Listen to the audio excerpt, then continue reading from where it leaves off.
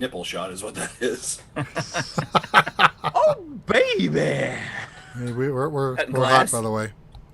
All right, we're hot. I'm cutting glass. In 3, 2, 1. Welcome to Nintendo Dads, episode 288, recorded on July 9th, 2020. And on tonight's episode, we are going to be talking about multiple game announcements, Treehouse Live, and we have a Gary and a Zach on tonight's show. Cue the music, Jesse.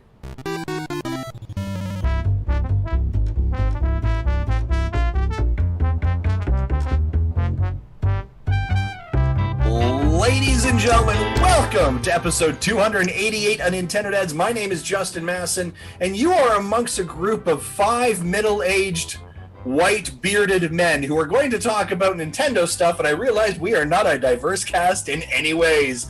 But I am excited to have diversity across the board from multiple countries. First, one of the 5 people joining me, one of the coolest guys on the internet, Mr. Jesse Waldak. Jesse, how are you today, sir? General Popov Fonse.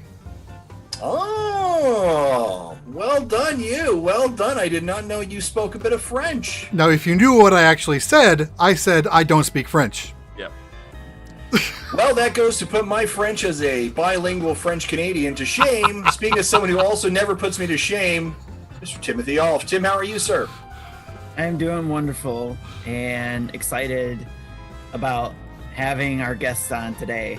Well, Gary's not a guest, but Well. you know, I'm happy that he's back. Sure, I'm absolutely. just bummed. The only thing I'm bummed about that Marty couldn't join us. That's all. Yeah, that is definitely disappointing. But man who's never disappointing, Gary Gray. Gary, how are you today, sir? I'm good. Excellent. Good to see you across the pond. Oh, Zach already. He's off for one. I missed the joke, apparently. Unless... Zach thought I was throwing to him. I was not. Oh, I should have known that a compliment was definitely not for me. Gary, good to see you, sir. Welcome back. You've been missing for a while. We're happy to have you here. Missing in action, like a good Mario Party. I mean, yeah, like a... Jesse was the only one I eat with that one. Well, that's fair. That's fair. Well, we're excited to have you as well. Great to have you back. And of course, ladies and gentlemen, I'd be remiss if I didn't mention Zach Erickson is here. Moving on, let's go forward, shall we? No, of course, I am kidding. Zach, great to see you. What are you having Thanks, for dinner man. tonight? I'm having some Edo. I before the call. Here, look at this. Edo, Japan. Some Nice. Hawaiian chicken, teriyaki chicken. You know, Nice. doesn't sound very Japanese. that's because you're wrong. Because Yeah. Hawaiians can eat pineapple too. This is Yeah, there's a cultural. We're already 2 minutes in. We're near some cultural war bordering, so that's comfortable. Zach, great to have you here. Obviously, Thanks, you are probably ill prepared. I know you haven't read the show notes, so we're going to throw to you at random times and just get to hear your impressions. But Yeah. I will say that our patrons were excited that you joined us. They have some very targeted questions actually for you later today. So I Awesome. think those are great things. Yeah, very excited to have you here. So Gary, Zach, excited. Cool. We got some content to talk about. We got some predictions to talk about. And if you're tuning into this, it's going to be a dumpster fire all through this episode. But we're excited that you're here for us. That's what they come. That's what they come to the show for. Those. Oh, it absolutely is. Absolutely is. And for those of you, go ahead, The Justin. more faces on the screen at once above 4, the higher the probability goes exponentially. Yeah, and for some of you that are like OG listeners from way back when, I'm gonna put a little like container around this, put a bow around it, and just say this episode's in beta. All right, let's move it on, folks. Let's move it on. Let's jump right into our news.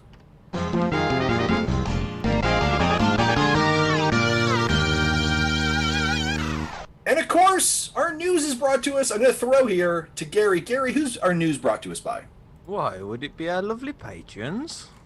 It would be our lovely patrons. Of course, you can go over to nintendodads.com / no, that's not right. Patreon.com / nintendodads. There you go. And for as little $1 a month, help and subscribe as well. Tim, do we have some new patrons? Do we need to give some shout outs to? That is a good question. I I'll threw look to that you up. like you were prepared. Come on, Tim. You're killing me here. I know we do have a couple of them. Tim's going to grab those names Mr. as well. Polite, I think, was the newest one this week. Okay. Excellent. Yeah, we do have a couple of new patrons. I know Tim will check if there's any other names there. But guys, thank you so much. If you go over to patreon.com/Nintendo Dads, $1 a month helps us to actually create this monster truck dumpster fire that you see upon us. We are so appreciative of that. If you are in our $10 tier patrons, watch for your email next week because we've got some digital art cards coming to you for our Paper Mario coming very soon. So we've got some digital art cards for that as well. Tim, who are our new patrons? Richard and Brian. Thank you, Richard and Brian. You are doing amazing work. But also thank you to the over 120 folks who support us on patreon.com every single 123. Thank you so much for your support every single month. And the con continues on that one. Good job, boys. Sure. Look, I mean, you're the one who got us onto that con, buddy. That's great. All right. So when I was hitting the news bumper, my thoughts One are, man's trash. I wonder if Zach's thinking, they still use those same damn bumpers? Oh, of course. They're pretty good bumpers. We're going to jump through the news here. A couple things I want to just touch on, some light touches. We've got some, actually, we'll go right into the big news, I guess. Let's go to the big news. Ladies and gentlemen, today, Nintendo announced in a tweet that tomorrow they're going to be doing a Treehouse Live, July 20th. I believe it's kicking off at 11 p.m. Mountain Standard Time. 11 Pacific. 11 Pacific. And they'll be showing off gameplay for Paper Mario, the Origami King. So sure, look at that. Hold on. Before we get in actually on this, gotta fix the time there. Yeah, I converted it in Eastern because that's I think what most people understand, and then you're trying to throw in Mountain and confusing everything. It's 10 a.m. Pacific, 1 a.m. Eastern, 1 p.m. Eastern. Time zones suck, don't they, Gary? Oh, definitely. Really, really bad. Welcome to 4:30 in the morning. Welcome to 4:30 in the morning, Gary Gray. You're a gentleman and a scholar. So Treehouse is going to do a Treehouse Live, show off Paper Mario and the Origami King. Just a quick roundtable here. Who's excited for this game? Anyone? I am. I'm excited. Zach is apprehensive. Everybody else is trying to bring it down. It's fine. So how? Let me ask you this. So like, I saw that there was some footage. I haven't watched it yet. What percentage of this is like Sticker Star / Color Splash? Is this like the same family of like gameplay? But my understanding is there isn't going to be anything like your turns are not consumable. So they'll be more like the older games, but not. But I heard that they've gotten rid of the XP system still, so it might be still beneficial to run from fights you can.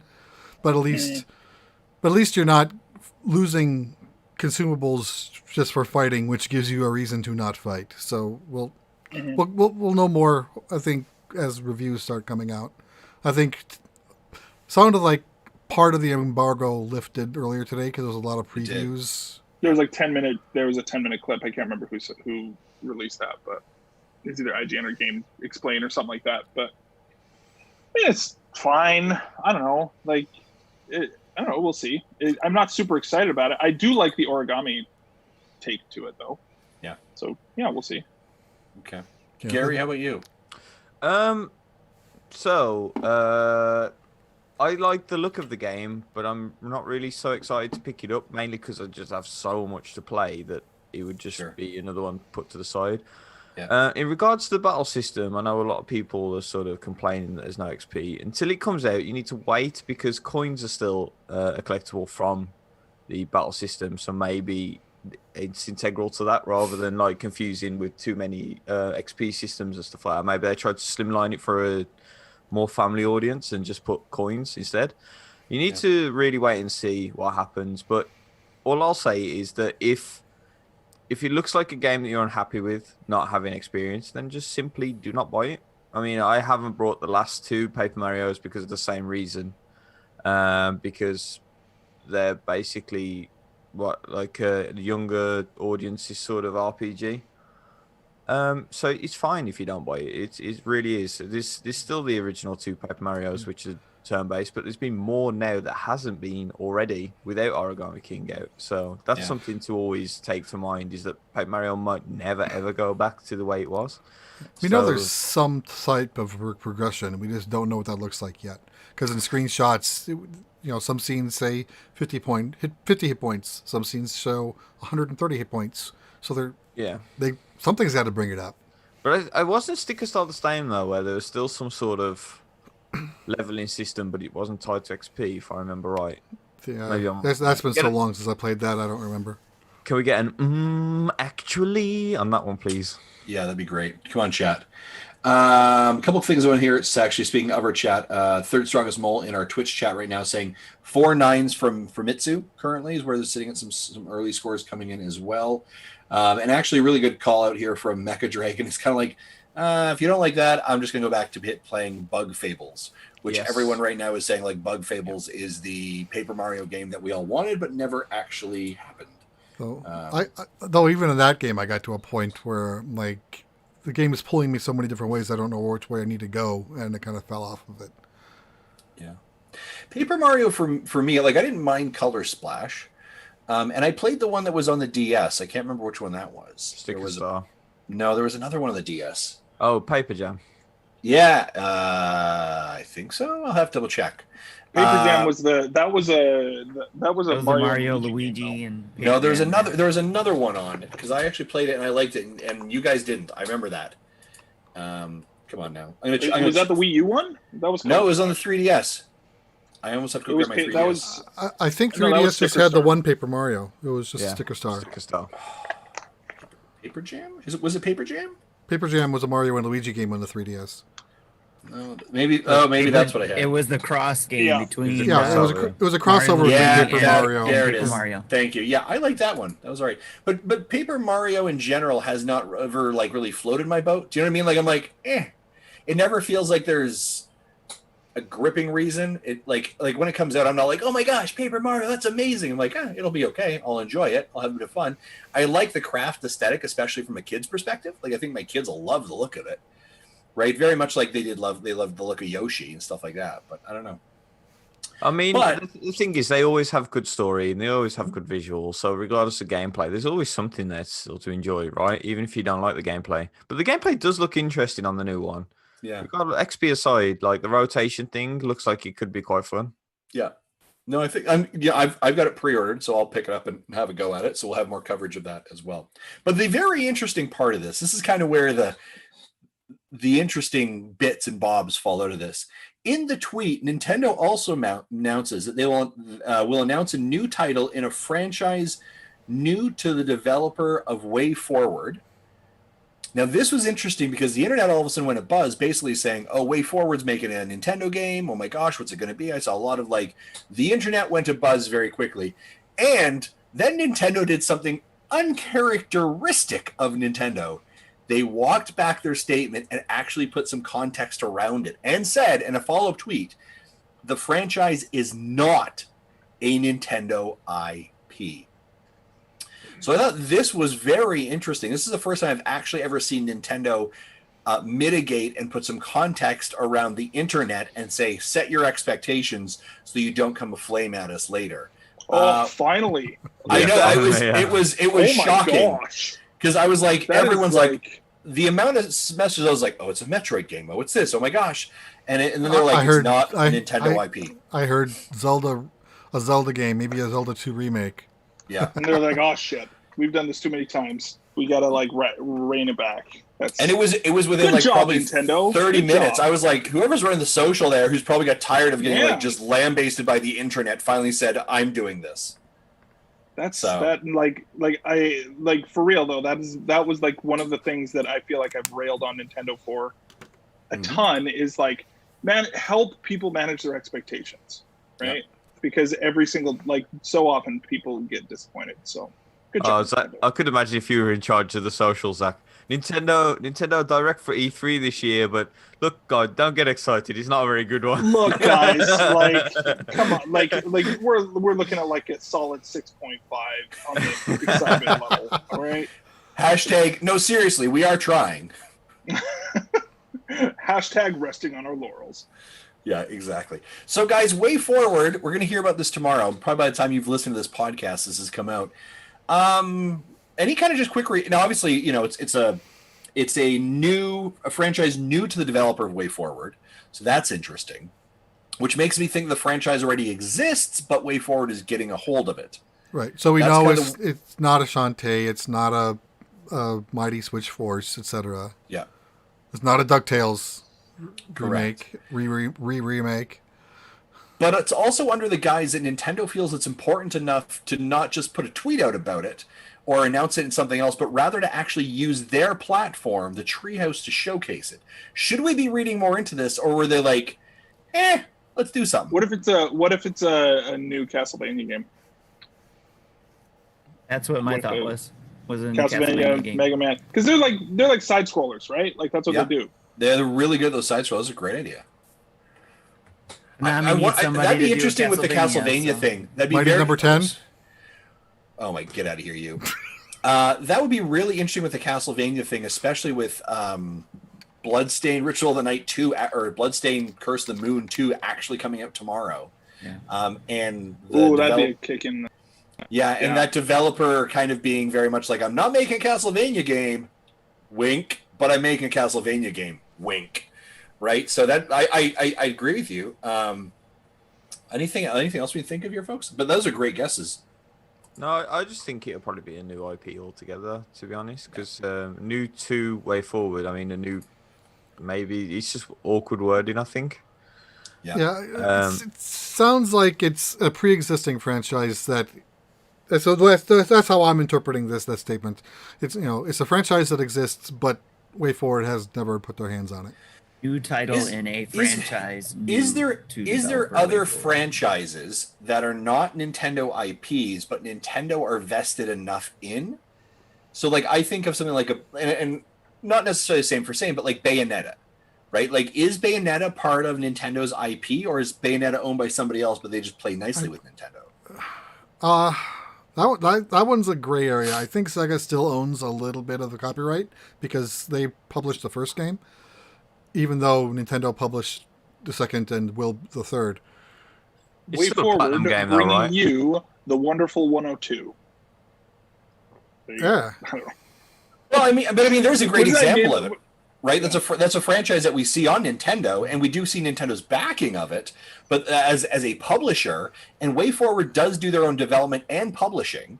So if Nintendo becomes a publisher, Way Forward is the developer. Thus, they could actually have some freedom to do those things. But it does mention that it's not an IP, a Nintendo IP. I like Birdman's prediction, a Golden Sun game. Oh.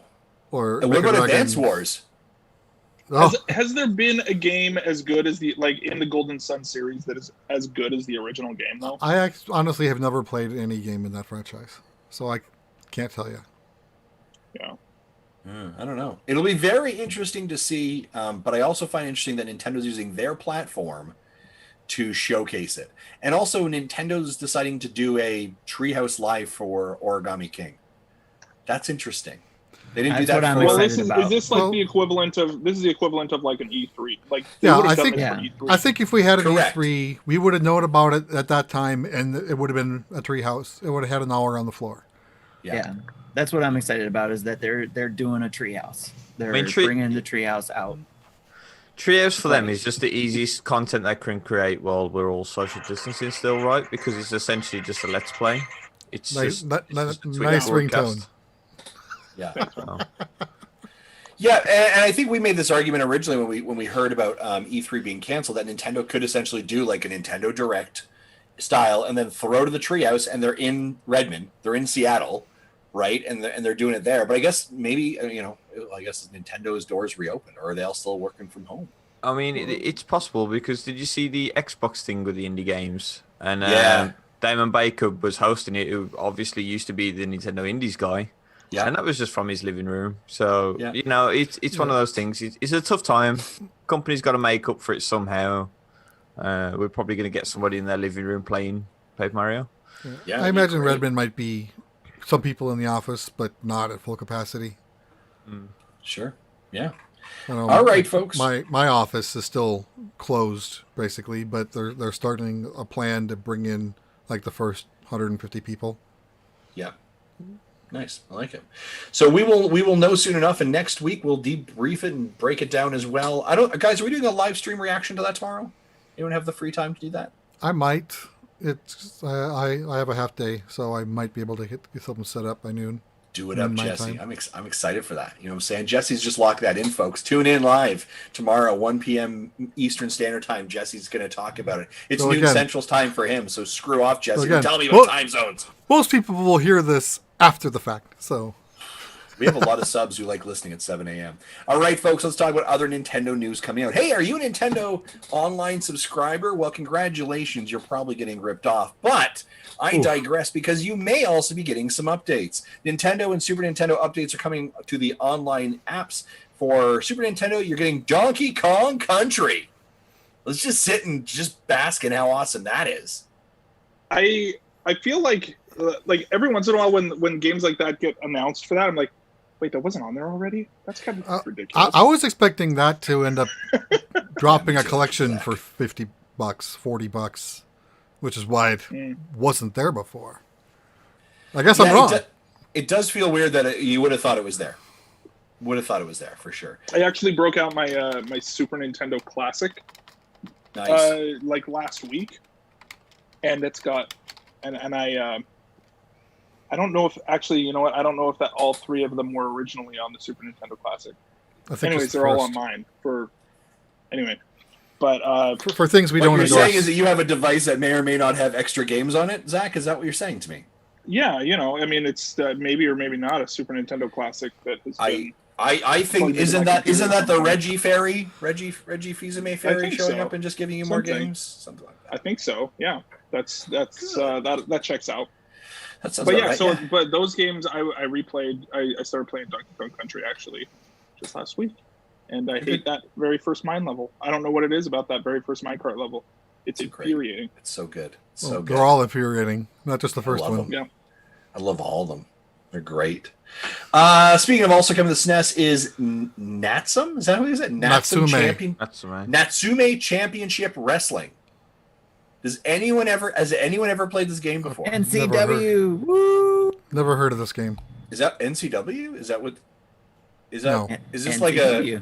I know, but is it like a backyard wrestling game, or are these like generic like rip-off characters? Like there's Buff Man Charlie. I think Tim's just pulling your leg.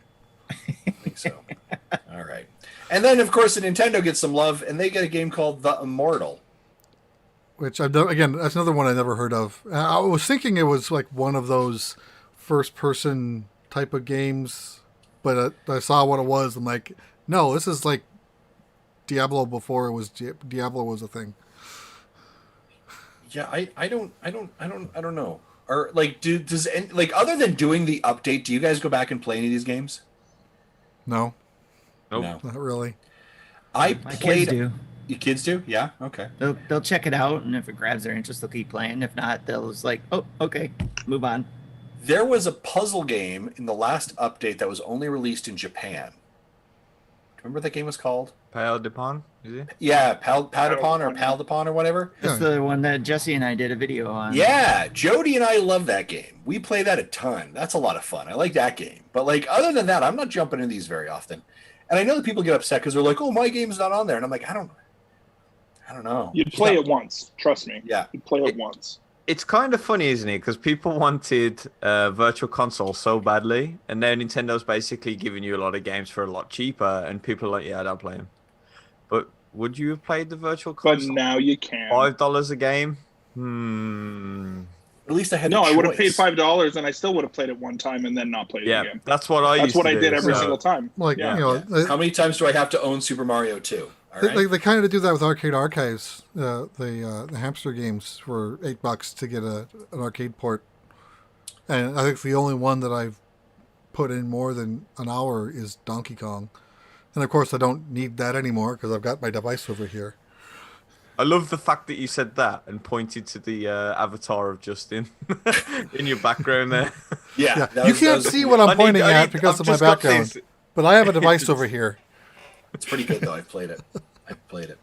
Interestingly enough, Mecha Dragon actually says, by the way, Japan is getting Shin Megami Tensei game. Wow. Oh, interesting. Okay. I knew Japan was getting something we weren't. I didn't know it was an SMT game. Yeah, cool. That update comes out July 15th. The chat's asking, just before we move on, the chat's asking what device. I have a stand-up arcade. I have a video series on our YouTube channel. It's like 10 parts. You can watch us put it together in about 6 hours. It's good content. And it's also a good system, by the way. Great. I got to play when I was hanging out with Jesse. It was awesome. That's good fun. You guys buy any games from Limited Run, by the way? Have you ever bought any games from Limited Run? Nope. I haven't since I'm mostly digital. Our friend Zablock does. Zablock does, yeah. Okay. Yeah. Dad's After Dark? Yes. Yeah. Well, apparently Limited Runs made an announcement show where they decided to tell us all the games that they're taking their traditionally digital games and making physical copies of them. And again, this would have been during E3 week, but it's now not. Now, so I'm going to run through these kind of quick list here, and then maybe, Jesse, you can call it the ones you want to speak of. Shantae's Risky Revenge, A Boy and His Blob, The Mummy Demastered. Let's go back to Shantae a minute. This one's a weird case. Both Shantae games are going to come to the Switch, but the original Game Boy Color Shantae is getting a Game Boy Color re-release. Kind of cool. Hey, Harry Potter, what's going on there, buddy? You okay? You okay, Gary? Yeah, I just put on my glasses. Cool. So I was actually thinking about maybe picking one of those up, a Game Boy Color. All right, cool. The Mummy Demastered Extreme Sports, a River City Girls sequel was hinted at. Castlevania Anniversary Collection. So, Zach, there's your call out for Castlevania. Bloodstained Circle of the Moon 2, Mighty Gunvolt Burst, Montage. This is the montage. I understand. I was like, that is the worst titled game ever. Montage. Way to pre-read the notes. Listen, champ. All right, come on now. Guru, Mark of Wolves, Kuni, Wise Origin, Observer, My Friend Pedro, Gris, Quran, Where the Water Tastes Like Wine. That's called a liquor store. The Friends of Ringo, Mega Dimension. You didn't even try that word. That's funny. No, I'm not. Like, some of these are just like, you're making up these things. You're just putting together a name generator. Ishikawa.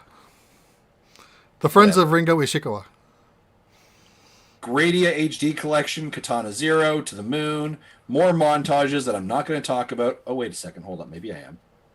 So Jay and Silent Bob, Outer These four Wilds. Games are available to order now, as opposed to everything else. Outer Wilds, they haven't announced for the Switch yet. That sucks. Return of the Oberdin, Papers, Please, Towerfall, Super Meat Boy Forever. Super Meat Boy Forever, they're announcing is coming to a cartridge, but the game hasn't come out yet, and it's been in development for like over 5 years. Give me a break. No, right? Not every one of these games are coming to Switch. Most are. I think there's like 4 or 5 that aren't. And one of them is going to be a VR game on PlayStation. We haven't gotten to that one yet. I'll get there in a second. Super Meat Boy, Samurai Jack, Battle Through Time, Trover Saves the Universe, Space Channel 5 VR. That's the VR game. That they should be. Pixel Junk Eden 2, Bug Fables, Demon Turf, Star Wars Episode 1, Monkey Island. That one's coming on PC. Any of those interest anyone? The games do, but physically to pay like what 5-6 times the price on eShop, not for me. Like, I'm a cheapskate, so. Yeah, I appreciate your honesty there, Gary. Tim, any of these catch you? I'm about the same as like all these games. There's a lot of games that catch, but I just would buy it digitally because I think I'm to the point where, unless it's my absolute favorite that I know I want the collector's edition for, I'm not going to be getting collector's editions just for everything, because there's some pretty sweet ones like the Star Wars Episode 1 Racer. They got a nice collector's edition in there, and some of the others do too. And they come with little cool knickknacks and other things and stuff. So I would say maybe 5 years ago, if you would ask me that question, or even at the beginning of the Switch, I probably would have bought them. But now I'm at a point it's like, just you run out of space though, man. Yeah. At some point, it's like, you know what? I don't have room for this crap anymore. Exactly. But that's what happened with me. Justin's been to my house. It's tiny, and like the amount of like physical cartridges, physical games, cartridges, discs I've been lugging around from house to house. It gets overwhelming, and you need a declutter. And sadly, the CDs go, and then next thing the DVDs go, and then being as we're slowly trending towards the digital sort of future anyway, digital's getting cheaper and cheaper, and so you're paying more and more to have less room in your house. If you live in England in a little box. So I actually had a declutter, so I'm not buying collector's editions anymore of anything, regardless of what it is. Even if I want it really badly, it's just not happening anymore. And I would rather go all digital. But I still buy physical when it's cheaper than digitally, which is a lot of Nintendo first-party games. But for these games, sometimes you can get them for 99 cents, 99p on the eShop, and then you'd be paying 40 for a physical edition just because it comes in a box and has a couple of stickers.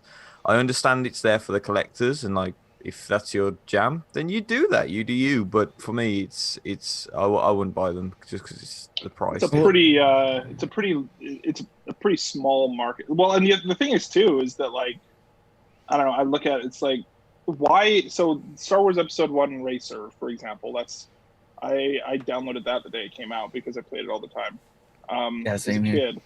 But like it's not available till October, it looks like, for their limited edition. And these dates are when the pre-order starts, which means it'll ship 3 or 6 months later. Yeah, so like looking on their website, this one that comes with like the blue N64 cartridge looking thing comes out October 18th, which like, yeah, it's definitely for the collectors.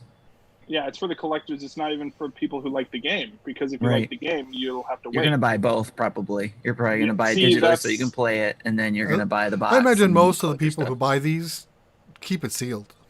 Yeah, I imagine so, yeah. Yeah, I think, Zach made a great point. It's for a very specific market. Absolutely. Yeah, there's only... Although John has said he... on a couple games, he waits to play them until he gets the limited edition version. So, really? I mean, some people might actually wait to do it. So that's interesting. And I will point out that I think Best Buy here in the United States has a deal with limited edition where they'll get some of these in their stores. So if I happen to see something that I like, I might pick it up then if I haven't played it yet. But more than likely, I'll just buy it digitally. Yeah. Zach, are you primarily going digital now? Oh, I haven't bought a physical. The last physical game I bought was Ring Fit Adventure, because you had to. Yeah. Other than that, I haven't bought a physical game in, I don't even know. Like before that, honestly, I only own probably like 4. Oh, before that was Labo. So yeah, I'm like fully digital. Yeah, I have, including Labo, I have 4 games on cart. Zelda, I got a box. Yeah, I do have Zelda on cart. I got one of the premium boxes. Ring Fit, because you had no other choice. Labo, which I still haven't even opened, so it's still. I got the VR set, and then I got the Fire Emblem game, which I bought for my son, and then lent to another friend. So that's still a game I haven't even played yet. As Justin showing us his collection of carts. Yeah, so I have a collection of carts. So there you go. You've got a collection of carts there too, Gary. Yeah, I have a cart case that's completely empty. So for people not watching video, there's quite a few carts in this, but these literally are games that are cheaper to buy physically than digitally. I picked up some of these because I know. Here's the way that I look at it. I know that when I'm done with it, I'm going to put it back in its case, and I'm done with it. And the other part of it is I know that some of these, like if my kids get a secondary Switch or get another console, they can use them. Yeah, that's that the other right there part, is why I get for the kiddos. I'll get a physical version, is if I'm gonna play it and also my kids or my wife. If I'm looking at these physical ones right now that I know that my kids would want to play, Pokemon Let's Go Pikachu, 1-2 Switch, Captain Toad, Kirby, Super Mario Party, Pokemon Shield, Mario Kart, right? So a bunch of those ones, and other ones for a while is I was not getting a bigger SD card. So like I wanted Outer Worlds, but I also didn't want to pay, Outer Worlds, but I also didn't want to like eat up 32 gigs of space in some of these ones as well. So I do a little bit of a mixed bag still of cartridge, but but it's only this big. Same here. So To the Moon, I bought that on Steam years ago because it looked interesting, but the game bugged out on me, so I wasn't actually able to play it. And I completely missed that it was out on Switch. So that I might go back and buy that one. You know. And then Towerfall, they even made a point to mention that it was an Ouya exclusive when it launched. Yeah. Oh, nice. Yeah. The other interesting thing about the limited run, and obviously, and that's the thing, right? With a title like when your company's literally called Limited Run, you're creating kind of a shortage, right? So you do know that, your like, business you model want is this game, scarcity. It is a scarcity. So like, how much do you want this game? Do you know what I mean? So it kind of forces that frenzy. And like the amount of times I've seen people on Twitter, they're like, hey, here's my 3,400th game for the Switch, and they put it in their library, right? There's such a collection for that. I'm always wondering from a business perspective, though, the overhead to be able to do this, right? Because you have to have a cartridge, right? There's a cost associated with that. There's a cost with the case. There's a cost with the marketing material. There's, like all of those things, shipping, like all of those things add. And I wonder where the bottom line comes from for a developer or from a publisher and developer. I think it's someone like a TUI, right? So great example, Xeodrifter. Jules put on his Twitter page recently that he got like a bunch of the cases for Xeodrifter, which is awesome, right? They're selling it. But like literally last week, that game was on sale in the eShop for 99 cents. Or you can buy the physical version for, I think it was like probably $25 Canadian. Well worth 99 cents. Like really, it's a really good game. But yeah, I have it on the 3DS. I picked up again for 99 cents because on my Switch, because sure, look, it's there, right? And it's a great game, and Jules gets some money from it, and I enjoy it, right? But like, and I had credit on my shop, but I don't know. It's an interesting market for sure. The only thing that scares me about this whole thing, and I experienced it, like I think I mentioned before with the Vita, is not truly owning it when you have the digital copy. So that, when that game disappears or it comes off, you don't have it on the cartridge anymore. If it's off the store and you didn't download it, you can't go back and download it if they pull it away or if they decide to take it off the market. Where do you stand with stuff like this then? I have that one. You have BioShock, you buy it, and none of the game is on the cartridge, right? Yep, I got this for my birthday. How does that work with like the Wii channel? So if for example, like WiiWare, can you go back and download WiiWare games that you purchased? Not anymore. Even if you paid for them. Yeah. Actually, it's the same I with think this one too. I think that you can still download games you own. You just can't buy any more games. No, they stopped the download too. I'm sure they did. But Gary, this is one like that too, where it was the first game is on the cartridge, but you have to download all the other games in the collection. He's showing the Trine collection. I would actually argue the case with physical nowadays, saying and the digital argument of, well, you don't truly own the game, because if you lost all the data from your physical, then you still don't really own the game, because all the updates are missing. They'll be gone forever anyway. Yeah, so it really doesn't make a difference. Just enjoy the game at the time, and then somebody will always hack it and put it out there as an illegal ROM, which some people may or may not download and may or may not change their NES as Super NES Classics. No names mentioned here.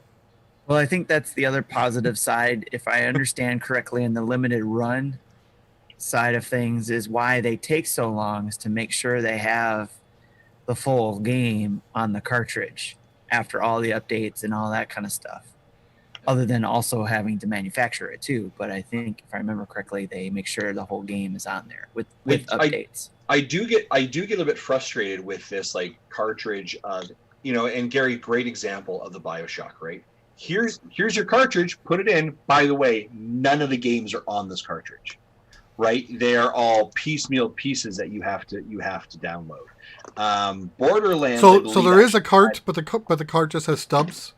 Is that right, Gary? Yeah. Okay, I didn't even think I had the cart doesn't really do anything. It's just a key to the game. See, I thought it was just like yeah. So I thought it was like no cart at all. You just had a box with a download code in it. So Oh at no, least there's a cart. so the version on the it's card is basically like a shell of the software that you then yeah. have to So patch so to it's a access stub the game. that lets you download the game, and then you have to have the cart in to play it. Then Can I ask you guys a question? I know this has been lengthy and it's snowballed out of control a little bit, but we're seeing this from a Nintendo point of view, right? You pick up any other console, you don't get the game on the disc. You get the key again, and then the rest of the game you have to download. Every single game has a day one patch. Do you guys believe it's different for Nintendo fans? Do you believe that this argument just doesn't happen for PlayStation and Xbox, where people honestly don't really care as much, or? I believe it goes back to a little bit of and so my theory on this, Gary, and we can definitely counter this, is in my mind, it goes back, it's like branded into my brain of like 1987. Yeah. When you went and got Super Mario 3 and you put it in, and it was what it was, right? And when I got my Super Nintendo and I put in Donkey Kong Country, it was what it was. Same with GoldenEye, right? All the way up until Nintendo actually allowed for internet connection and updates. And really, so for them, and maybe someone in the chat can tell me, like, when was the first time Nintendo did an over-the-air update patch to a game? That became that. Okay, what was it, Gary? Skyward Sword on the Wii.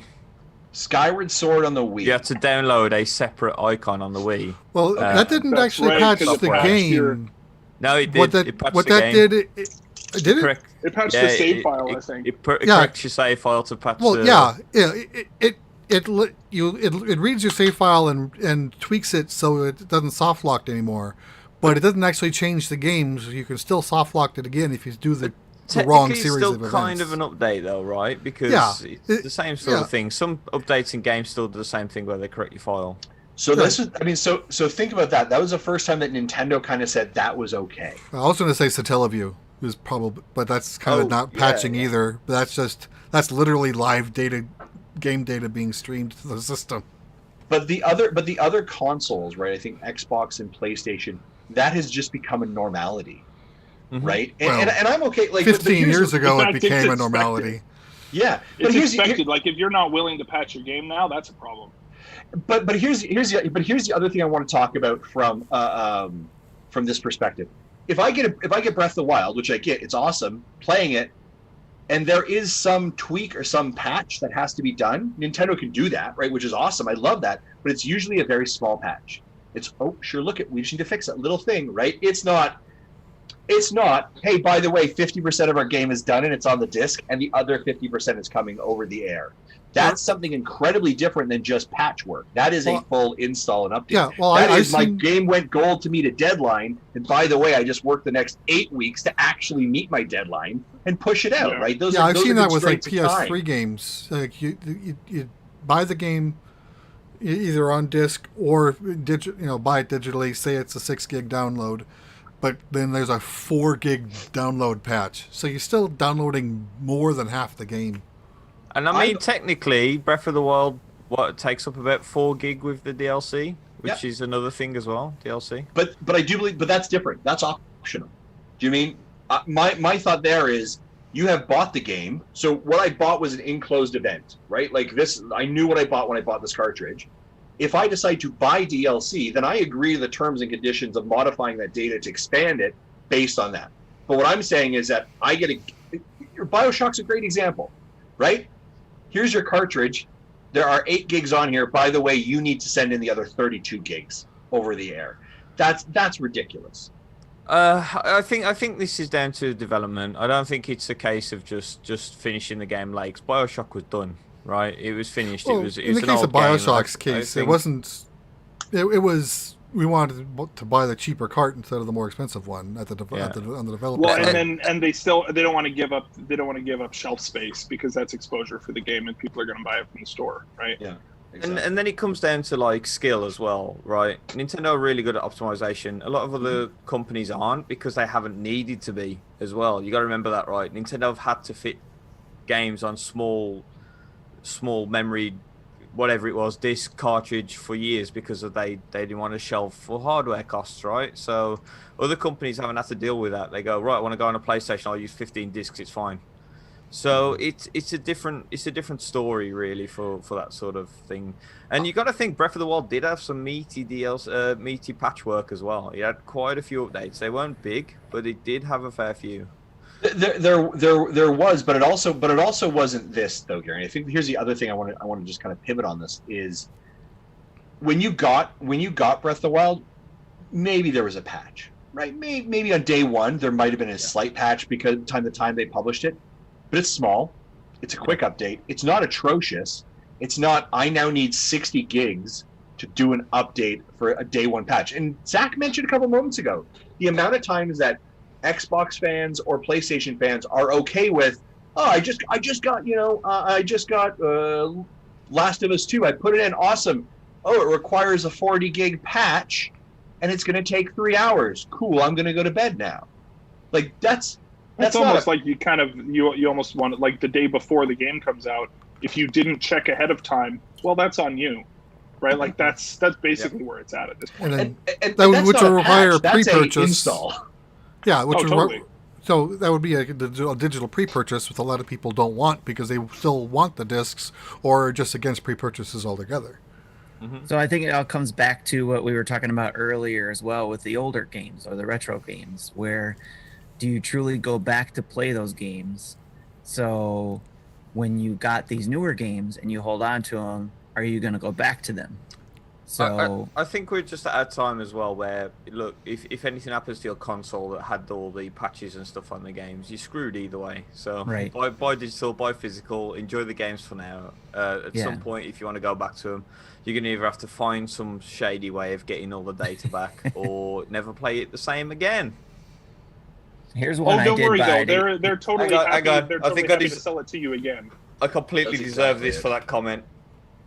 I got Chrono Trigger for the DS because it was one of my favorites, right? So everything's on there. There's not going to be an update to this, right? So I did rebuy it, but I haven't played it. I haven't touched it. But it was one that I did want to go back and revisit. So I have it there. So there's probably going to be how many times I've gone back and played old Dragon Quest games. Yeah. So there's going to be times, I'm sure. Here's the other argument I want to make, and just to stop the emails that are going to come in, because I can already hear the other side of this coin right now. I do agree and do believe that patches are necessary components to games.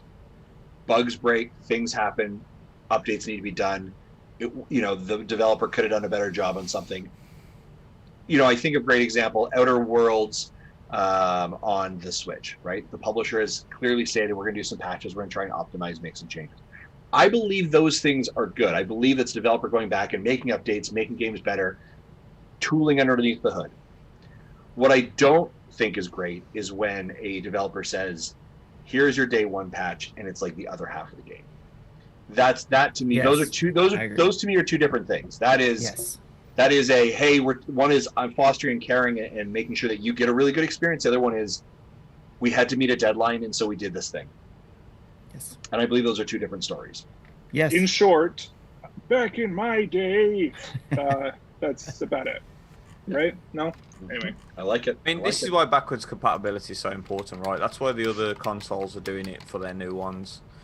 And hopefully Nintendo could still make a next device compatible with Switch games. Nice. I like it. Speaking of patches, Segway, Animal Crossing 1.3.1 update is now live. Not 100% sure exactly what it is introducing. Maybe if anyone can find those notes, that would be great. But in the 1.3.0 patch, it introduced a bug that prevents some Zen bridges from being crossed. And diving off the airport dock allows people visiting islands to bypass fences and other obstacles that were set up to protect components of the island. So a couple patches there. Zach, are you playing Animal Crossing? Oh, of course. Of course you are. Yeah. How are you doing on it? It's pretty good. My kids still check in every day. I play it probably a couple times a week. Yeah. Yeah, it's good. I logged in and got like a sweet swimsuit. What is like the one like the tank top body with like the blue and white stripes, like the navy. Yeah. The navy boy. I don't know. Anyways, so doing that yeah, it's fun. I love that game. Good. Okay. It's super The good. wetsuit and the goggles, right? I like in the snorkel. Yeah, GOG-ONE snorkel. Yeah. Yes. I liked the patch with the swimming now. That's kind of fun. Yeah, that was a piece that was missing from the game, right? Because that was absolutely a new leaf, and I was like, when it wasn't there, I was like, wait, where is this? This is ridiculous that it's not in here yet. So it was a good addition. Nice. I'm trying to think what's missing still from like there were a lot of things that were missing. A lot. The cafe is still missing. Yeah. So we're waiting on Brewster still. That seems like the big one though, right? Dream Suite was missing still. Dream Suite's missing. Yeah. Gyroids. There's a lot. There's a lot of things. Yeah. Gyroids. You know what though? Like think of like the cafe. Like that is perfect for like the fall. Like you go to Brewster and get like a pumpkin spice latte. You know what I'm talking about? Like that's what that's gonna be. I'm looking forward to that. So except for if you're in the southern hemisphere, then it'll be spring. That's okay, but that's not who this game is for. Get a nice coffee. Yeah, there you go. It'll be it's really good. This is a little off topic. Does anybody? I feel like does everybody's island have like the village idiot? You know, like the one. His name is Laugher on my island. The one that's just like, oh, he's weird. Like, got a couple of those. I have right where you're like 3 of my villagers are muscleheads, and I'm like, I hate these guys. Oh, I love those guys. They're awesome. I've got a couple of them. I've got the what's his name, Ribot, the robot frog. And we've got Biff, who's like a hippo. Yeah, both of those guys are on there. So yeah, I got a couple of them. Yep. Yeah, mine's the big green ape, and then Big Top, the elephant. Ooh, Big Top's cool. He's like one of the superhero guys. Yeah, but he sends me random things that just like, did you enjoy? Like today, he sent a letter saying, "Did you enjoy dinner? I'll be over today if you got leftovers." Nice. Like some random things. I will say, has anybody else here had a birthday since this game came out and gone in game? Yeah, it is. They go so far above and beyond in that I was like. Yeah, it was like its own holiday type thing. Yeah, and it was like So and then if you don't share your cake with every resident, that resident will be pissed the next day.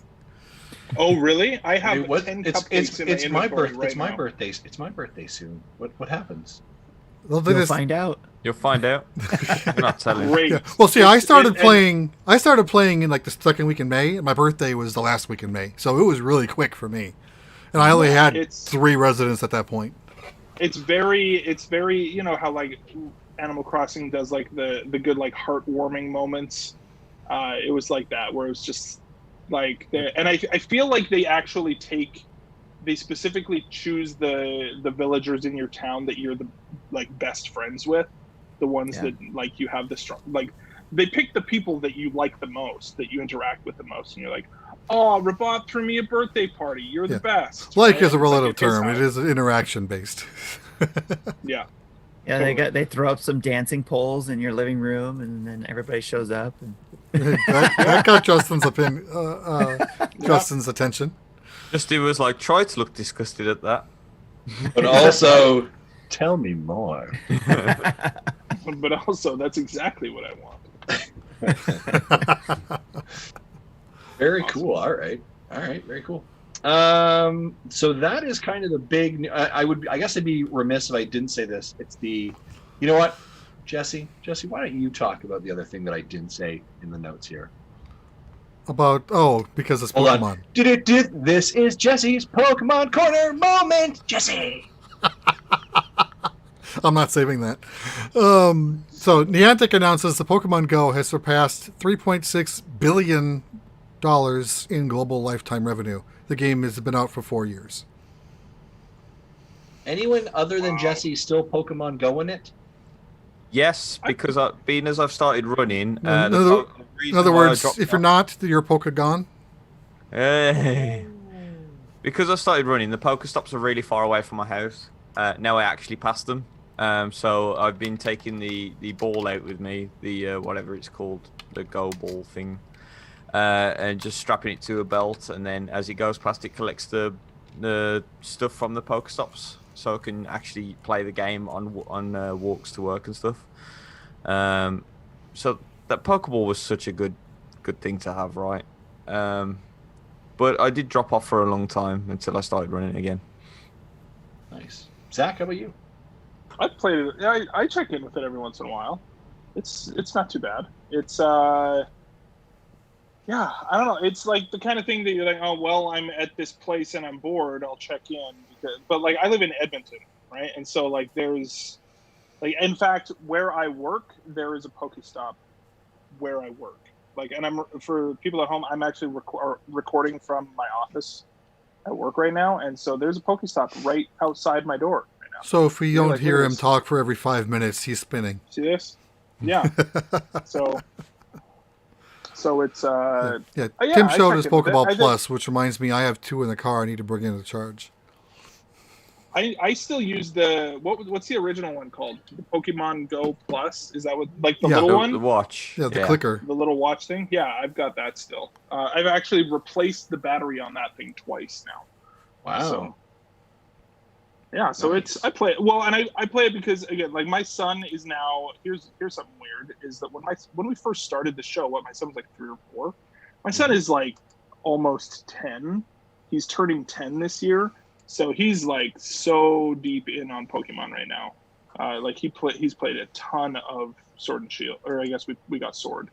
And so yeah, and we're still waiting on the transferring your Pokemon from Pokemon Go into Pokemon Home. That's still coming, right? Like it's not supposed to be. Yeah, that's what I thought. It's not here yet though, so we're waiting to see that. But yeah, no, it's decent. That doesn't surprise me at all. In fact, one of the things that over quarantine, they have significantly changed that game because they had to in order to survive, right? And so like they introduced remote raid passes. They introduced and as a result, they had record revenue for March and April this year. Yeah, so that doesn't surprise me one bit. And as a matter of fact, Jesse, you're going to the Pokemon event, right? Digitally. The Digital Pokemon Fest, which is the weekend of the 25th and 26th, I think. Nice. I have purchased passes on both accounts to partake in that. Cool. Very cool. Very cool. So Pokemon Go, still very, very much a thing. All right, folks, let's jump into some rumors.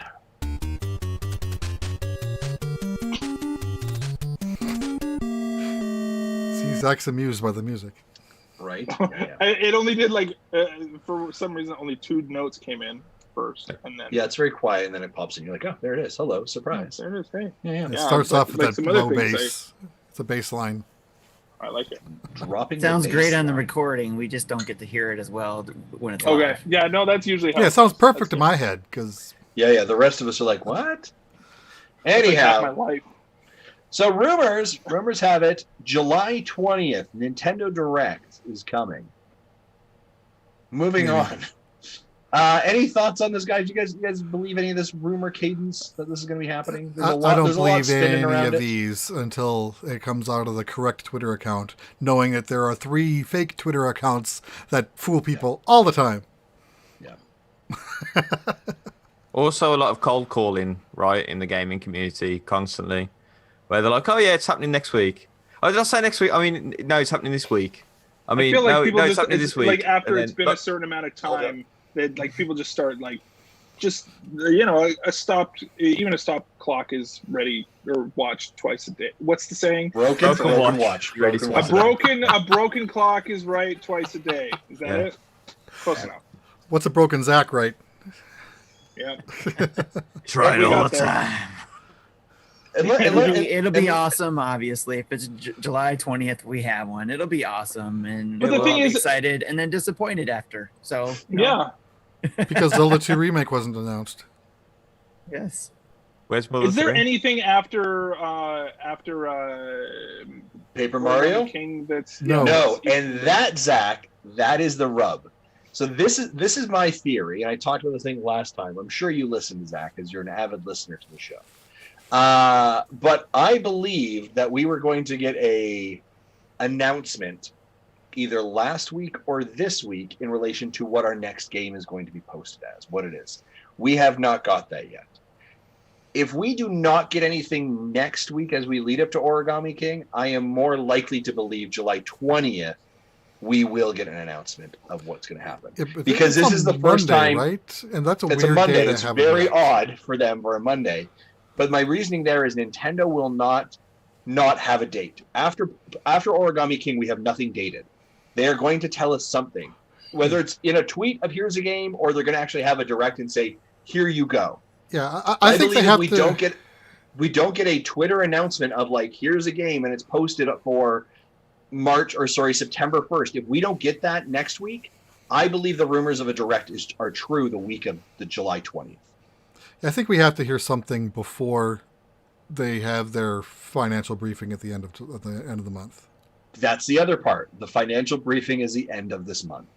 So we are going to get some kind of information, whether it's just a, hey, by the way, your next game is X and it's coming out in September, or a direct where they actually say, and here's the roadmap. I don't believe that they will go several days or very long without having something dated past Paper Mario, because then there's nothing. Yeah. No, I agree. I think the fact that the briefing is, I don't know why, like this is completely baseless, but I feel like the fact that the briefing is coming, the financial briefing, that's almost more of a, more lends even more credence to it. Yeah. Because you don't want to go and talk to those people because then they are going to ask about it. Yeah, exactly. You want to at least have something, and I think for if Nintendo can do that direct on the 20th, and their briefing I think is probably the end of the month. Jesse, maybe you can keep me honest here. Usually, I don't remember which day of the week it lands on, but it's usually the last week of the month. Usually the end, right? Like the last Thursday of the month or whatever. It'll be the 28th or 29th probably. Yeah, it gives them the opportunity to say before they go into that briefing, we have laid out our plans for the next 3 months.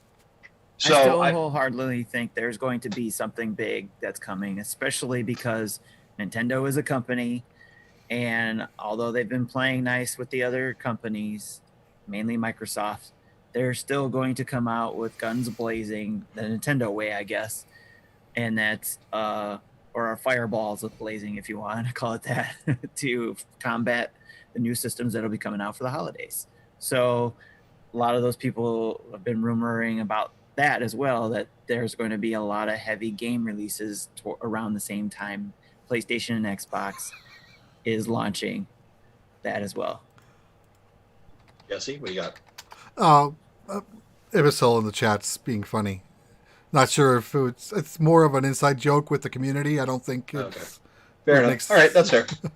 That's okay. Yeah, I mean, I just think it's sound business more than anything else. Like I think, there's always the, like, I think to your point, the broken watch is right twice at least, right? But and we have put out tweets saying I think it's gonna be this week, it's next. Ours are not to stir up like rumors, but ours are based on like what we believe to be logical. That's all, right? So yeah, sure. Look at that's. I'm a believer of like patterns, facts, events, logic seems to dictate something. I think we'll hear something. What by the hell are you doing on the internet? Right? And then I get yelled at when someone's like, it didn't happen today. I was like, I know. Did you not read the full tweet and said it should, it maybe? I don't know for sure. Anywho, speaking of things that we know were actually going to happen, I want to sit in this pocket for like 5 minutes. Ladies and gentlemen, Ubisoft is having an event this week. And you know some of the things I miss the most? I miss the most about E3 is crazy prediction time. Oh. Right? It's crazy prediction time. And I love doing crazy predictions with Zach. I don't miss it at all. And Jesse, and like I've been wrong kind of for things. so many years. I'm just tired of it. Yeah, traditionally you're wrong, right? I mean, Zach used to be like, "Overwatch is coming! Overwatch is coming!" We're like, "Shut up, Zach!" And then Overwatch it's here. showed up. It made right? it. Same with Apex Legends. Eventually. Apex Legends, Justin wins 2020. You know what I'm saying? Like, let's And go. And as I said in the tweet, it only took him 2 years of predicting that before it was true. Again, I willed it into existence. You're welcome, Internet. But Ubisoft is coming up, guys, on Sunday. 12th? We are going to be doing a live stream reaction to it. I'll be doing it. Those of on this call who want to join me, you're welcome to. Guys, what do we think are we going to get from Ubisoft? Because they've been playing nice with Nintendo for a couple of years now. What do we think? And I'm going to do a bit of a roundtable maybe quickly. Tim, I'm going to throw to you first because I feel like you're a person who needs a lot of time to prepare, so I'm not going to give you any. Tim? Watch Dogs. They're going to bring Watch Dogs coming to the Switch. Yes. Ooh, like Watch Dogs Legions or like Watch Dogs 2? The first Watch Dogs. The first Watch Dogs was on the Wii U. It was. I forgot about that. Yes, unfortunately Are you staying with your bet there, buddy? Did it sell more than 5 units? They're going to bring out the Watch Dogs collection to the Switch. Watch Dogs collection coming to the Switch. Okay. All right, Tim. Put me on the spot, so there you go. I know, I did put you in the hot seat. Anything else? No. Nope. Great. Awesome. Cool. We'll go over to Jesse. Jesse, what do you think? Maybe like another old Assassin's Creed might show up on a Switch. Yeah, Gary's agreeing with that. Gary, which one do you think is that, and why do you agree with him? I was going to say some ports of the old Assassin's Creed because A, it's easy, and B, it's money. I don't know. Was the pirate one the last one that was put on the Wii U? Yeah, they put 3 Black Flag. Assassin's Black Flag. Yeah, and 3 and Black Flag are on the Switch now. But I think that because Nintendo fans didn't get the earlier ones, I forgot there was already Assassin's Creed games on the Switch. Gary, are you thinking there? So what would that be? Syndicate? No, Assassin's Creed Syndicate? Assassin's Creed 1 and 2, not Syndicates and the other spin-offs, like just the earlier ones. Oh, you're thinking like 1 and 2. Oh, they're like the way back originals. Oh, yeah. Okay. Cool. I mean, there's things I'd love to see because I like Ubisoft. Like, I know a lot of people like to throw them under the bus and say, "Oh, if you want to go to their offices, all you need to do is glitch through the door." Blah blah blah. But the thing is Jesse's just heard that joke for the first time. He's not wrong. But there is some stuff I would really love to see from them. Valiant Hearts and Child of Light, brilliant games. I would love to see another game like Child of Light done in the UbiArt engine, or even a new Rayman, because at one point Rayman was looking like it was going to be completely better 2D side-scroller than Mario was at one point. Sure. So I would love to see either of those. But I think if they're going to bring anything exclusively to Switch, it's just going to be either some ports of old games or some lesser project, should we say, rather than something that... There's this, I'm looking on their website, like, did this Gods and Monsters game ever come out? Nope. Not so yet. Gods and Monsters was delayed, and that's the interesting part. Ubisoft had a bit of an interesting year last year. They actually went, we're pumping all of our brakes, and we're not putting out anything. And so they pulled Gods and Monsters, they pulled 2 other games and said we're delaying them. Watch Dogs Legions, and they delayed something else. Like, they delayed several games and said we're taking time to get ready and reset. I think it was a Tom Clancy something in there as well. I think. Yeah. Gods and Monsters was announced for the Switch. I wouldn't be shocked if it's out now. But go ahead, Zach. I'm interrupting you. No, I'm looking on their website. It's not. They have a thing to pre-order it. So I would definitely imagine if it was originally going to come out in February of this year, I would not be surprised if we saw more about that, because I don't have we seen anything since then? We have not seen anything. I've just missed something off my predictions. Can I go back slightly? Just go ahead, you son of a bitch. I knew you were going to say Jesse, that. put the timestamp on that, Jesse. I've already had Anyway. Yeah, I already got a timestamp on you, Zach. I'm going to keep you busy. Anyway, keep going. Gary. I'm done now. I've stole Justin's thunder, so that's it. That's what I came here for. That's okay. It's okay. Yeah, I would tend to agree. I think we're going to hear something from a Nintendo perspective. I mean, obviously they're going to talk about Assassin's Creed, Valhalla, Hyperspace, Legion, all those things, right? From a Nintendo perspective, I think Gods and Monsters, I'm hoping that we're going to get maybe out this year. Hopefully maybe a Q3 or Q4. I think that looks we'll really see great. Another Wii release of Just Dance? I think, the Wii release, no. I don't think we'll get a Wii release of Just Dance, but you know what? Well, Just Dance 2020 was released on the Wii. Yeah. That's your in fact, I think it was a half-joke question. They did actually... I don't think it came out for the Wii U, but it was not on the Wii U. It was only the Wii and the Switch. They did state that was the last one coming to the Wii, though, at the time. So how many times have we heard companies backpedal things they've said? Well, yeah. There's not a new 3DS in the future. A week later, new 3DS. Yeah. Here are some of my other thoughts and predictions here. So I do believe Gods and Monsters. I believe Assassin's Creed is right, Gary. I think as you're right, Ubisoft, any company likes money, and I think that they have the ability to print money. I don't believe they're going to go back to Assassin's Creed 1 or 2. I believe they may push further, and I believe they may try something like Origins. So it would be technically already on Switch though. Exactly, that's my point. Yeah, it's technically compatible with the Switch. The Switch can run it because they did the testing in Japan on those networks, so it can actually happen. So I think that may actually be moving to the. Well, to you're the talking Switch. about when they did the streaming thing, or was it something else? Yeah. Just because it's ran streaming doesn't mean it was running on Switch hardware. Correct, but they experimented with the idea of it on there, so I believe that they may continue that idea. Now I know it's streaming, but I believe they may try it as well. My other thoughts here, I believe potentially we might get something like Tom Clancy's The Division 2 as a port over to the Switch.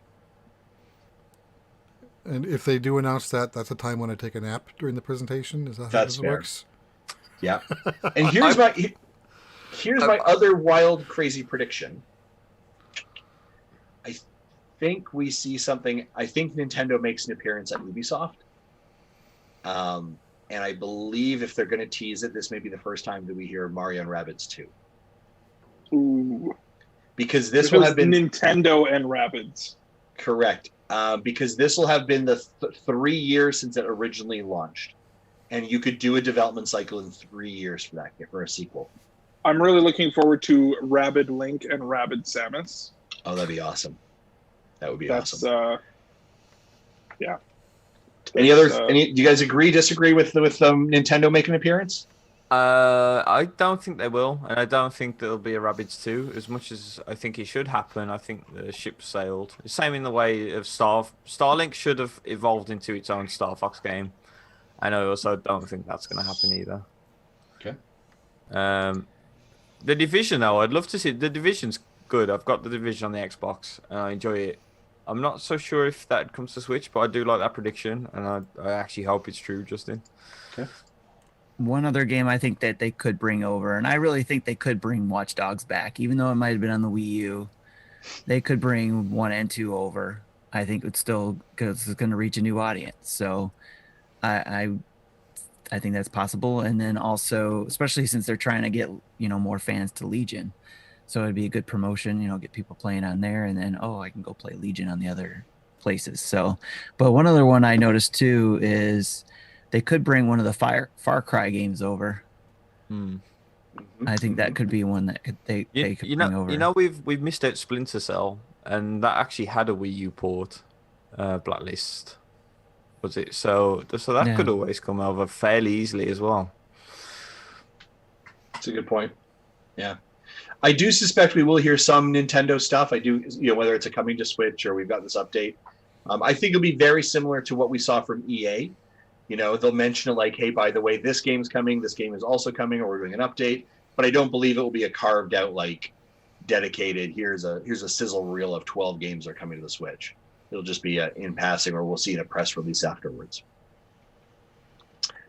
All right, folks, that has been rumors and discussions. Let's move on to let's discuss.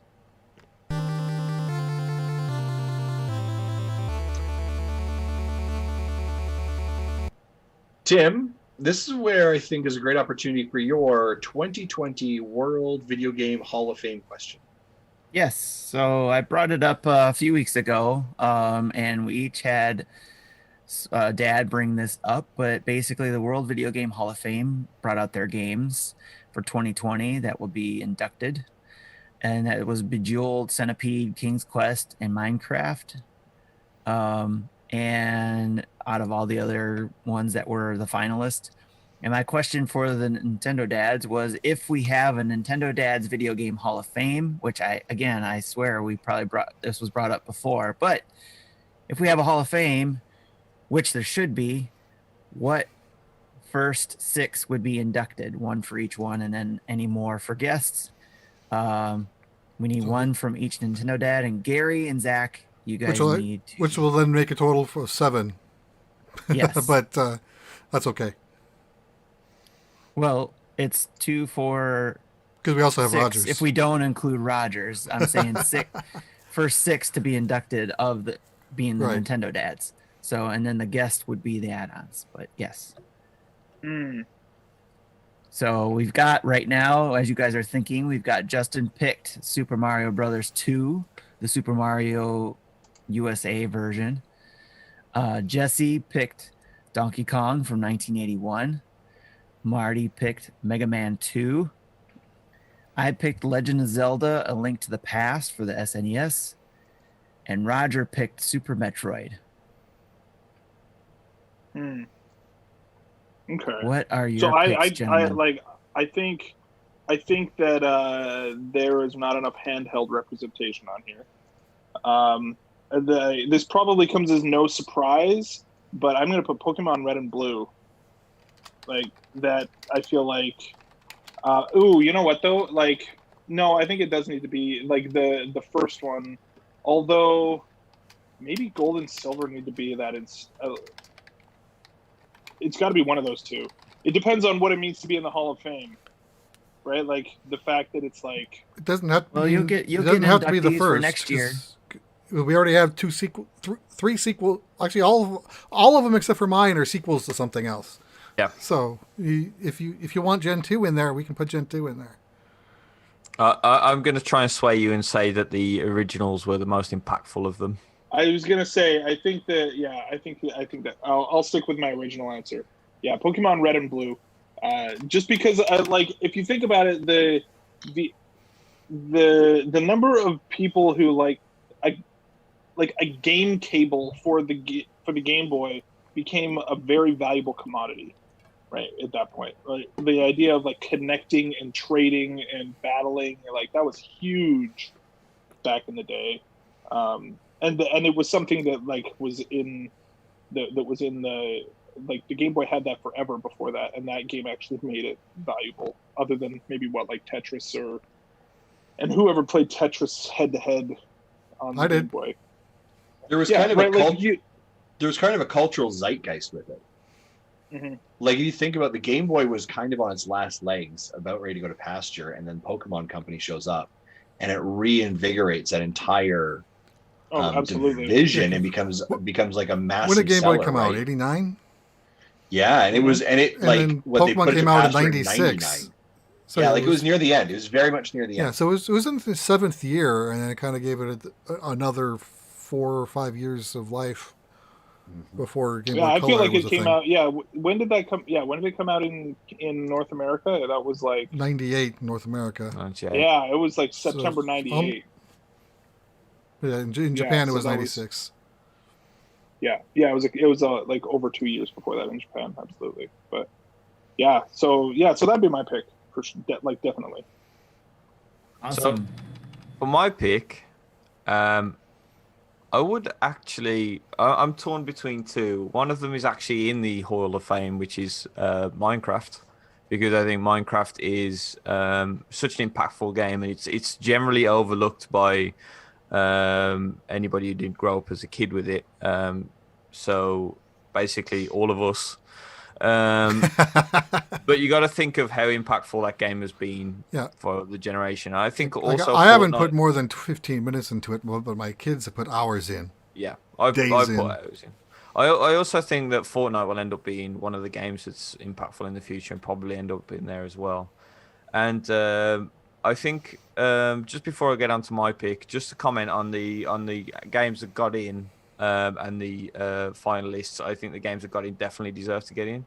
And some of the finalists, not so much. But you don't think Snowkey the Snake deserves it? I don't even think Super Smash Bros. Melee deserves to get in. All gold. I love that NBA Jam, of all games, NBA Jam made it on that list. So I don't know why that makes me laugh. They didn't get in. They were just nominees. Yeah, these were the finalists. Yeah, they were the finalists. Enough people were like, yes, NBA Jam. Like, Are we talking like the arcade version or the Super Nintendo version? I imagine the arcade There version. were a lot of. Yeah. So just like where in the world is Carmen Diego? There's my, been 50 of those games. So that game is also on my Super Nintendo. That is completely legitimate, and it's a doozy, man. It's good. So I'm not actually going to go with Minecraft. I'm going to go with one of the most impactful games that I could think of, which is Tetris. So Tetris. Which when Zach mentioned it, I was like, when he said portable, I was like, no, he's picked my pick. But yeah, Tetris. Tetris would be the one. Tetris is one of those games that, like, when I first had the Game Boy, I was just a little boy. And the games I got was Super Mario 2, The 6 Golden Coins, and Jurassic Park, and Tetris. And once I finished with Mario, because that was the game that drew me in as a kid, which obviously it would. I'm not going to say it's because of bright colours, because it was on the Game Boy. But then Tetris kind of dominated my life for a while, and it made me realise that, like, these smaller puzzle games that I'd already been overlooking as a kid were actually really good. So after that, I went on to Dr. Robotnik's Mean Bean Machine, which we know is Puyo. And Tetris, I carried on playing, and I think I've owned so many different versions of Tetris, and so many better versions than the originals, because it's been improved upon over the years as well. But I think the original Game Boy version has such an impact, right? And I think that it was a title that perfectly fit the Game Boy. It didn't need graphical power, it didn't need the best sound chip in the world, but yet everybody still hums that theme tune. And everybody knows what the game is, and it's still being sold to the day in various forms. And it's probably one of the best themes in Tetris 99. Yeah, look at Tetris 99, right? I mean, it's still going strong. It's found another new spin and another new lease of life, and it's probably the only reason to get Nintendo Switch Online. So, shots fired. Shots fired. You guys already hot takes. You guys already know my stance on it. Look, if I could have played Fortnite without having to play with only randoms and actually have my friends, then I wouldn't have brought the Hot take. Hey, Gary, I don't think you need Nintendo Online to play Fortnite. You don't, but you do need it to play with your friends on Fortnite. It'll just really? Randoms. Yeah. That got so overlooked. Nobody ever mentioned that. They're like, I don't think I knew that either. But yeah, you can't play with your friends unless you have Switch Online. Wow. Well, I mean, good thing I don't have friends, then. No big deal. True story. Although I see you on Fortnite a lot, Mr. Erickson. That is totally my son. Literally any time that I am logged in, it's his account. That is now his account. And I didn't buy that Princess Elsa skin on Fortnite. That was my son. No, actually, believe you, no. Zach. No. He spent his own hard-earned cash, which I was like, all right, man, if that's what you want to do. Like, he bought, what is it, the Captain America skin that was like $20 or something. It's the equivalent of Pokemon cards for us, though, right? Where your mom was like, why are you buying so many Pokemon cards? Totally. You literally bought, we bought the number of Marvel skins that we have now is just kind of, throw a Marvel skin in front of him and he's going to buy it. That's how it goes. I have put 450 plus hours in that game, and I have only ever made 2 purchases. One for my first season pass, and then I bought another V-Bucks top up, and that's been it. And my friend's like, hey, these are awesome. I said to my friend, this is a great skin. He's like, you get it? And I was like, no, because that's a slippery slope. Once you get in, you're not getting out. Justin is just like generic Jonesy all the time. Oh no, I use all the really cool skins that you earn from the battle pass, but I'm not buying individual ones. Right. Although I did buy one where it was a Canadian skier, because because you're you. Canada. That seems fair. All right, awesome job, guys. Mooses. Let's break into what we've been playing.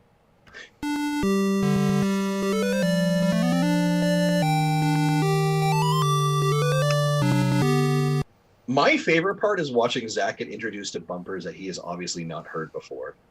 I've heard that one before. That one's good, but the stinger, you mean? Yeah, no, I hadn't heard that. Sure. Let's start off with Zach. You are our guest. What have you been playing, sir? Oh, okay. Yeah, no, I feel like I should have prepared for this. So I've been playing. We mentioned a little bit earlier, Star Wars Pod Racer. I've been playing a lot of that. That's pretty good. Have you guys? Who else is playing that? Like, have you guys already talked about this game on here? Tim's talked about it. Yeah, I bought it day one as well, and I played it up to the I forget the name of it, but it was actually funny because at the time I thought it was the game that caused this issue, but my gray Joy-Cons, my day one Joy-Cons, gave out on that game, and I thought it was the game. He was racing so hard he broke his Joy-Cons. You know, it like just stopped connecting the right side all of a sudden. Yeah. So it was during the Aquilarius.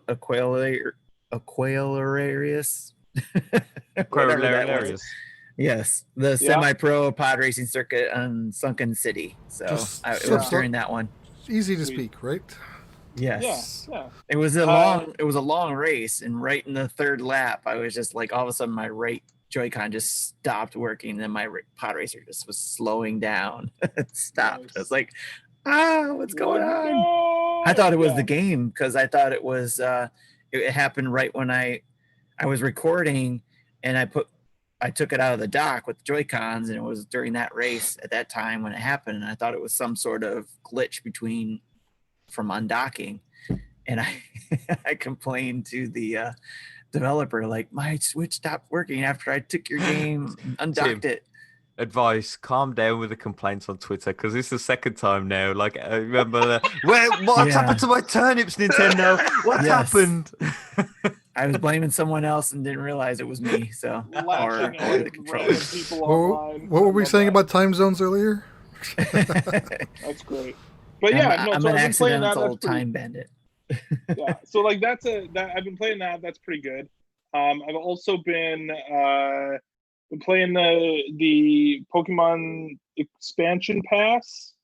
I recently just finished I finished, what is it, like, got the Gigantamax for Urshifu, which if you played that, then you know what that is.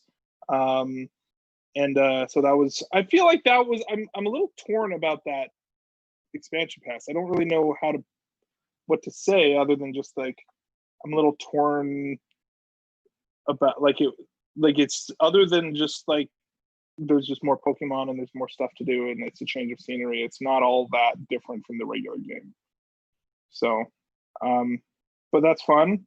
I was playing, I broke out my old Game Boy Advance SP that has the fan translation of Mother 3, and I was playing that the other day too, which is super fun.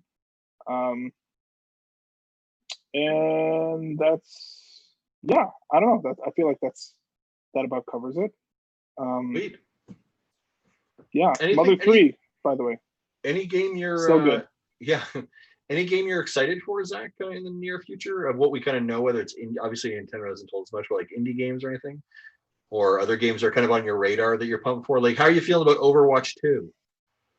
That looks pretty good. I'm interested in that. It's funny because that game like very much ebbs and flows for me, where like I could jump in and have a whole lot of fun with it, and then like just be like, oh, it's just still the same. I feel like I burned out on it around when the new character came out. Who was it? Echo. Echo. Yeah. Echo came out. And when Echo came out, I kind of burned out on it around that time, and so I'm giving it a little bit of. We're taking some time apart, but yeah, it's still good. I am looking forward to like the missions and stuff like that. Blizzard usually has a good rep. Yeah, what's up with that kind of stuff? I have a question for you, Zach. High five. Are you still playing D&D? Are you doing that? Oh yeah, dude, absolutely. D&D. I play more D&D than video games at this point. Like, well, maybe I shouldn't say that, but I do play a ton of D&D still. So. Well, have you been playing with the lockdowns and stuff? Have you been playing online? Yeah, we've been using a website called Roll20, which is pretty good, and then we just jump on, like, I think we use Discord. What were we using before that? WebEx? Is that, anyway? That is a thing. Yeah, Yes. that's a thing. Yeah, we were using that for a while, and then we moved to Discord because WebEx is expensive. Yes, and it is. Our free trial was over, so but yeah, we've been playing the same campaign for like over 2 years now. So wow, how many people you got playing in your party? 5 of us. Nice. So, yeah, and then the DM, so there's 6. Is this playing a barbarian warlock, which is a weird combination? That is like a weird combo.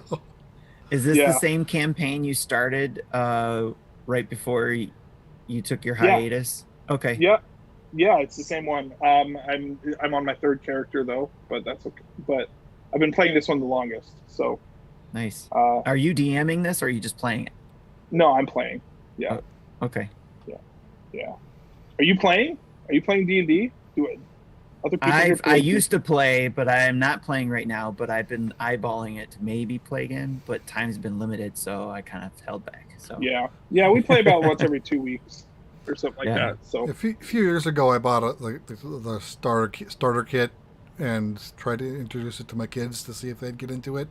None of them cared. You gotta get them if you want to get them into it. Like, well, I guess your kids are older, so you can do this.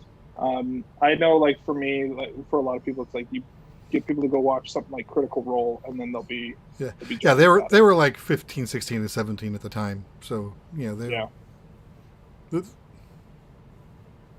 Super Nintendo in the chat says that they just got their daughter her first D&D set for her 13th birthday. Nice. So it's awesome. Yes. We're also very excited to announce our expansion podcast, D&D with Tim and Zach. It's going to be a weekly show where they're just going to talk D&D. It's going to be awesome. Dude, if there was somebody who's just like, hey, let's just play D&D and record it, and then we'll publish it as a podcast. If all I had to do was show up, I would do it. Like, that would be amazing. So, out there in internet land.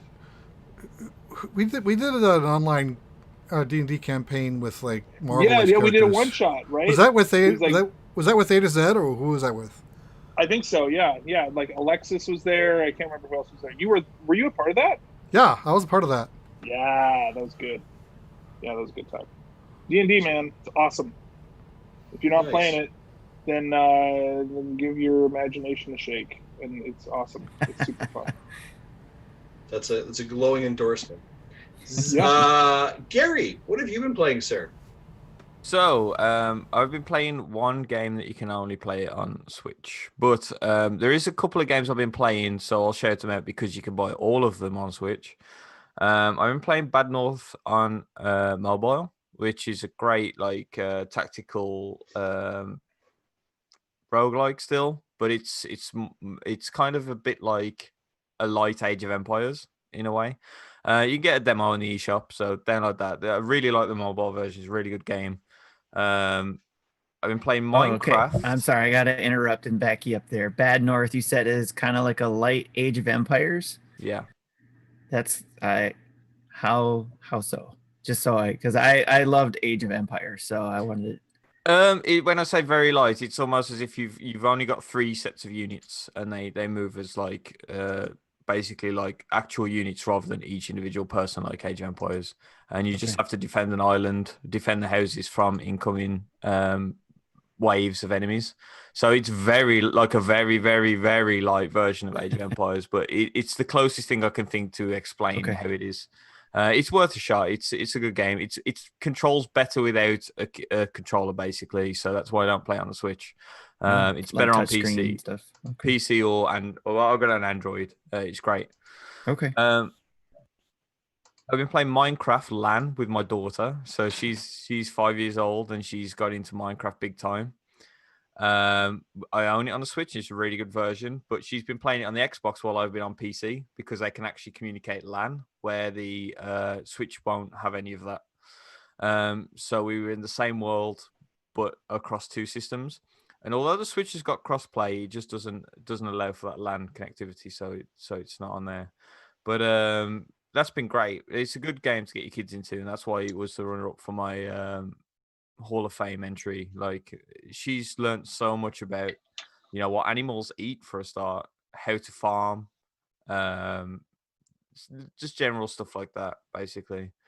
It really is like such an educational game. And when she's a wizard with a redstone and then eventually becomes like a full-on electrical engineer, then it'll put me to shame. Ukulele and the Impossible Lair is another game I've been playing. Again, it's on Switch, but I've been playing it on PC because it was free there. Justin, you've got to have played this, right? Ukulele? Yeah, the Impossible Lair. Yeah. I think it's great. I love it. It was a fantastic game in October. Very much Donkey Kong Country-esque, very much Tropical Freeze-esque. Love some innovation with like the overview map, and then like, hey, we now flood it with water and it changes the level. Like, it's such a cool game.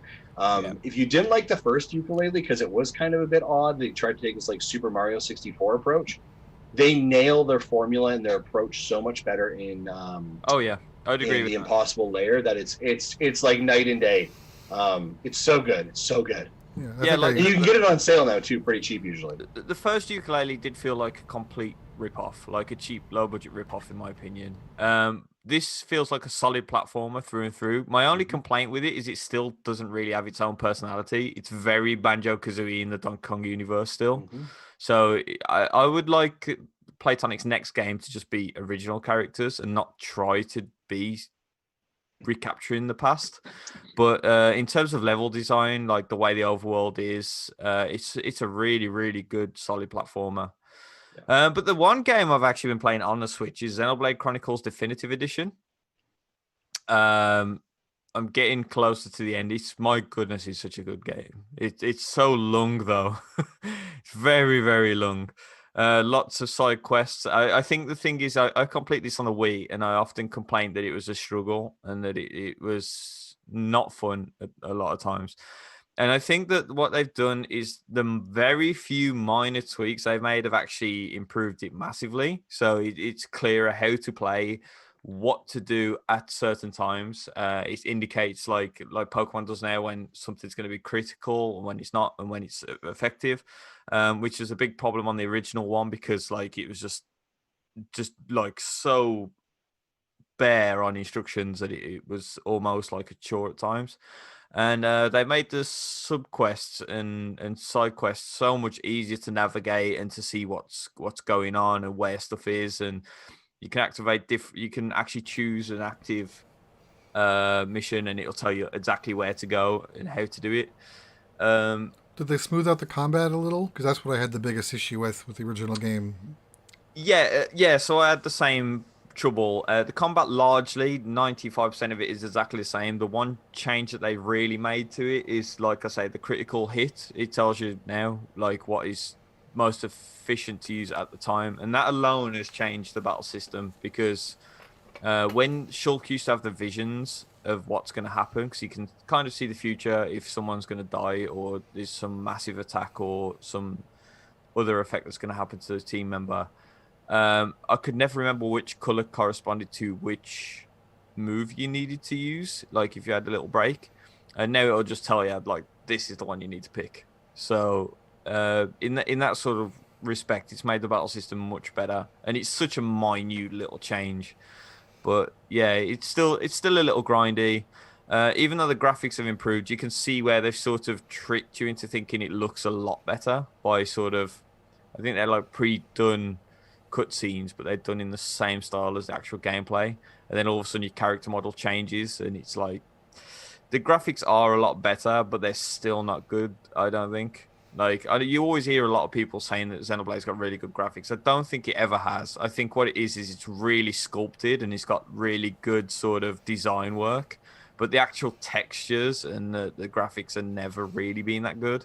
And it does. Well, it was designed for a 480i TV. But Xenoblade Chronicles 2 is the same still. It's still not a very good game to look at. But yeah, it does get very blurry at times as well. It doesn't actually really affect anything, and it is barely noticeable, but it's definitely there, and you can see it. And we later on found out that, you know, it's because it drops resolution to lower than the Wii's resolution. Yeah, I heard about that. It's dynamically doing it, so it really isn't such a big deal like people were making it out. Like, people were saying that, why should I buy a game that runs lower resolution than Wii? It does it very, very slightly every once in a while. It really, really doesn't make that much of a difference. But I would actually really recommend Xenoblade Chronicles this time around. After being the avid, look, why is this such a cult classic? Because it's not a good game. I take that back completely, and I would actually suggest Xenoblade Chronicles. I would say that it's better than 2, so if you're going to get one, get the first one. I've been very much on the fence about that one a couple times, so good to know. All right, awesome. Thank you, Gary. Tim, let's have you go next, sir. Let's be direct and quick. I will be quick because it's a lot of the same games I've mentioned before in other weeks. So it's basically more of Shinsekai Into the Depths, more Animal Crossing, more Clubhouse games, and more Catherine Full Body, which I did a preview of and posted a video of on YouTube. So I just jumped back into it today to because I started night 6, and that's where I left off. And I think there's like 8 nights. So I'm getting close to the end. I know there's others who have gotten through it, and they want to they're itching to talk about it. So comparing notes, because there's like 13 different endings in that game. So wow, we're all gonna be talking about like what ending we got. So, but yeah, again, and I do have to go back because I have to always sing its praises. The Shinsekai Into the Depths game, again, it's a Metroidvania type game. And I really enjoy it. So if you like Metroidvania games, take a look at it. Take a look at I think I did a video on that one too. And there's, look at anybody's videos, take a look and see if it's your type of thing and check it out. Because I really think that is a sleeper in my opinion. So a sleeper hit. I was going to say, that's awesome. That makes more sense. So, thanks, Tim. Yeah. And guys, check out Tim's time with Catherine Full Body. That's up on our YouTube channel as well. Lots of amazing content there. So thank you. Jesse, same notes to you as well, sir. All right, I'll try to be quick. I played some Tetris 99 because I had the Xenoblade theme. Mm-hmm. They normally take me about an hour to do, but this one took me an hour and a half to 2 hours just because I had more bottom 10s than ever, and you only get 1 point for those. So I was kind of frustrated with that. I wanted to talk a little bit more about Pokemon Go. I mentioned before that they had the 3 weeks leading up to Pokemon Go Fest. They're doing these special missions, and if 1 million people in each team finishes each, their group, then it'll have more spawns in the, during the fest. And like the Valorians finished theirs like on the second day, so I'm presuming all 3 teams did it. But what I didn't realize was after you finished, you have 3 pages worth of quests once you finish. The last one was catch 50 Pokemon. That's at least 15 different species, and you have to have 1 excellent throw. That once that was done, it unlocked a 4th page that I didn't know it was going to unlock. It was like a kind of a bonus difficult one. And then I saw that and went, hell no. I had to do 100 Pokemon catches, and this is all before it expired Thursday night, and 50 excellent throws. And I have a hard time with 1 excellent throw a day, much less 50 in 4 hours. So that wasn't going to happen. Jeez, yeah, no kidding. So week 2 will start tomorrow. I presume it'll be a similar type of thing. We'll see how that goes. Animal Crossing New Horizons, I had issues with the swimming. I heard that you could buy it from Timmy's shop, but I didn't see it, the suit. So I had to go buy it from the ATM thing, mm-hmm. which means I had to be shipped to me. So mm-hmm. the first day I couldn't do anything. You should have put it on a mannequin or something, hey? Yeah, that was... Yeah. Watch my video of disappointment the day I found out that I could not go swimming because I had to have it ordered and it arrived 24 hours later. Something happened to you? Because some people say that, mine was just in Timmy's shop. I could just buy it there and use it right away. But, well, mine was. I was recording at 7 a.m. Tim's wasn't open. I even looked at Tim's and I didn't see it in stock. Yeah, I apologize. Nook's Cranny wasn't open, so I couldn't get it there. Yeah, that's what I mean. And then when I went into the center, I could order it from the machine, but it was being shipped, so I couldn't do anything. So that was disappointing. Although I will say, John, I think on our community was kind enough to have sent me the swimsuit that night. It was awesome. Wait, so when I finally was able to try to swim, it's a slog. Like you gotta just bang on that A button if you want to go more than one grid space a second. Mm-hmm. And it's in fact I disliked it so much. I when I took off the swimwear, I hung it on my wall, thinking I would never use this again. Until this morning, Gullivar showed up. So I'm like, all right, now I need to do some diving, trying to find his communicator. And I'm looking through my inventory and storage and can't find it. I'm like, what the hell happened to it? Forgetting that I put it on the wall in my house. So I had to take it down and did that thing. So, well, tomorrow I'll see what I get for helping Gullivar out. And to think someone asked, does Gullivar and Gulliver can still happen, or is it one's replacing the other? Sounds like you can get both in the same week. Yeah, both happen. It didn't happen to me. I haven't seen Gulliver in 3 weeks. Then I played through Shantae and the Seven Sirens. I finally got around to playing that last week. I think the whole game took under 10 hours. I think it was like a 74% completion rate in item collection. So I think I talked a little bit about it last week, but I finished it this weekend. And if you like Shantae games, give those a try. I'll probably go back and buy the original 2 again just to try them again, because I know I've never finished the older games, so I'll probably give the older ones a try again. And again, I said that I do plan on buying the Game Boy Color re-release when that happens. And then when I was done with Shantae, I continued my Dragon Quest III game that I put on hold when I started playing Animal Crossing. So this has been 2.5 months now. I had no idea what I was doing, so I just recently got the boat. So the first thing I decided to do is just explore everything I can explore, and I'll stumble across it. So I came across an area that needed 6 orbs. So I'm like, okay, I'm orb collecting now. So I was able to I played through most of the game. The only time I needed to grind was just before the first big bad boss, which of course isn't the final boss because it never is. I had to grind like 5 levels out before I could beat him, and then opened up the final area, which I won't, even though it's a game from 1990, it was a nice, I didn't know it was going to happen, so it was a nice, a nice event. So I won't spoil it in case anyone else ever decides to play it. But I'm at the final big bad now, the bigger bad. And I'm going to have to grind 5, if not 10 levels to even have a chance, because he just cleaned my clock. I was doing some grinding before the show, but this one monster will summon bigger monsters. So I kept one of the small monsters alive to keep summoning the bigger monsters, and I keep on not taking the big one down. And so with one fight, I took down 50 of these statues. And when I was ready to say, okay, I'm done, I'm going to wrap this up, I killed the small guy so he wouldn't spawn anymore. And just before I killed the last statue, the statue did a crit hit on my healer, killing him. So I didn't have a chance to res him because my turn was done.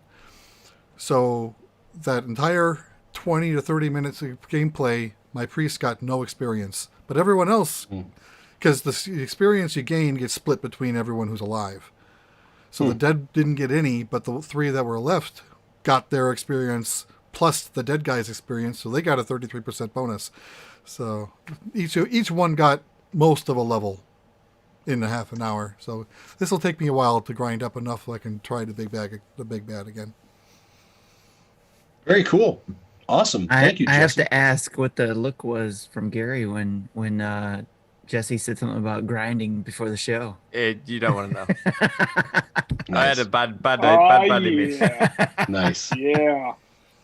Big shout out to Fort of Nerd 79 for the raid over in Twitch. Thank you so much for that. That is awesome. Thank you for everyone jumping in on the Twitch right now.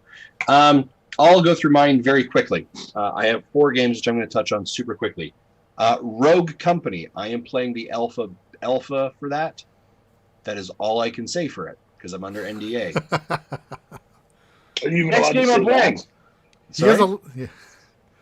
Are you allowed to say that? That's the only thing I'm allowed to say on the NDA. That's The next literally game all he can say. That's all you can say. Next game I've been playing is Neon Abyss. There is a demo out for it now. Check this game out. This is an absolute ton of fun. It is a frantic roguelike action platformer. Very rarely do I play a demo. Usually I'm like, oh, it's demo cool, and I'll just kind of like finish it and let it go and make my decision on it. I kept thinking about Neon Abyss after my demo. So that was a pretty good That's a sign good that sign. something really sat with me, and it's really a ton of fun. Check it out. I love the kind of the art style. I love this kind of neon look it has, this kind of cyberpunky look. It's just over the top, ridiculous, super fun. Check out the demo. I have a review code for it, so I'll have more coverage next week when the embargo is out for that as well. I've also been playing Vigor. Vigor dropped yesterday, Wednesday. This is from Bohemian Studios. There was a demo or a closed beta for this game back out in April. And this is basically you are in Poland after a war, and you are trying to survive, and you're trying to kind of remake your own house and your own shelter. And it is a battle royale-esque game, I guess I would say, where you go into the game, you enter into the game, and there are 10 other people in this area that are scavenging for stuff. And so your objective is try and scavenge your equipment, your gear, nails, fertilizer, food, and get back to your shelter before either a toxic fog comes in and kills everyone or before they hunt and find you and kill you. It is a game that, I play with my Steel Series headset on, and I'm sitting on the edge of my seat the entire time, and you can hear the footsteps coming, and you're like, I don't know whether they can get me or not. It is super intense. Like every time I leave, my hands or palms are sweaty. So cool. The Founders Pack is out there. So it is a free-to-play game. They have introduced it with a Founders Pack right now. So you can pick it up for, I think it's $25 Canadian. So probably 20 USD. You can buy a battle pass. It's got all those kind of trappings. I think in about 2 months from now is when they're actually releasing the free-to-play version where you don't need to buy any of those things. But it's super fun. In the US, it's $20 to buy the starter pack. I've got a video out from when I played it several months ago. Check it out. But I'd say Vigor is definitely worth your time or look as well. The other game I'm going to mention right now is Crosscode. I have been talking about this game for about 2 weeks now. Embargo is finally up. I can talk about it. It's in the eShop right now. If you liked games like Chrono Cross, if you like games like Zelda, if you like JRPGs or RPGs or Final Fantasy 3 or Final Fantasy 6, if you like MMOs, this game is all of that blended together in this wonderful combination of a game. I absolutely adore Crosscode, and it is done in a 16-bit Super Nintendo art style. It is so cool. And I'm not just gushing on it. You can check right now, like Kotaku wrote some articles about it. Like a lot of people are talking about, praising about it. There is some, it is like it is designed or built back in the early 90s, but has 2020 modernization of gameplay. Like fast travel is introduced almost off the start. So instantly you can fast travel back and forth. There's some great dialogue trees that you're like, what did they say? You can literally go back and say, like, scroll through the dialogue. Oh, there it is. That's what's going on. It's really cool. There's branching skill trees, lots of cool side quests, puzzles like Zelda puzzles and dungeons. It is super cool. Crosscode would be my recommendation. Yeah, I'm kind of thinking about that because the thing that's holding me back is it being in an MMO world. Does it play like an MMO plays? Because so the MMO world part of it is kind of weird. So your character is playing in an MMO. Right. So what happens sometimes is there's like parties that come by, and you're like, okay, hold on a second. So there's there's lots of people in there, and like your party members have to come online for you to invite them into your party, and they'll be like, yeah, I've been playing too long, I'm out, and then they leave, and you're like, my party disappeared. But it doesn't feel weird. But like everyone else can leave the MMO, but you can't. So if I'm burned out on MMOs, is the gameplay not so much MMO like? Is more gameplay is not the gameplay is not MMO like. It's the environment is an MMO. Yes, correct. Right. That's a better way to put it. Yeah, I'm thinking about checking this one out when I have the chance. Probably after Paper Mario. Again, for context, for a person that is not a JRPG fan, I was just gonna say, or an RPG fan, you're not usually one for RPGs. This and can you say, what is this one called again? Crosscode. Okay. Check out the trailer. We do have like a Super Nintendo here saying a game within a game. That's some Inception craziness. At times my brain is like, wait, what's going on here? But it's very, very cool. Yeah, knowing that the character is in an MMO kind of reminds me of like Sword Art Online. Yeah, I don't know if you know that. I'm loving the sprite art in this too. Yeah, like I said, it is 16-bit Super Nintendo sprite art. Reminds you at times of Chrono Trigger, of Final Fantasy VI, Final Fantasy 3, but has these trappings of what we expect RPGs nowadays to do and do well. So it's this like modernization of an old classic. It's so cool. That's super cool. You got your hour and 23-minute video of your playthrough, your Let's Play. Yeah, I have that up on YouTube as well, channel. So you can check that out. Cool. Folks, that is what we have been playing. We're going to jump into some community spotlight, will we?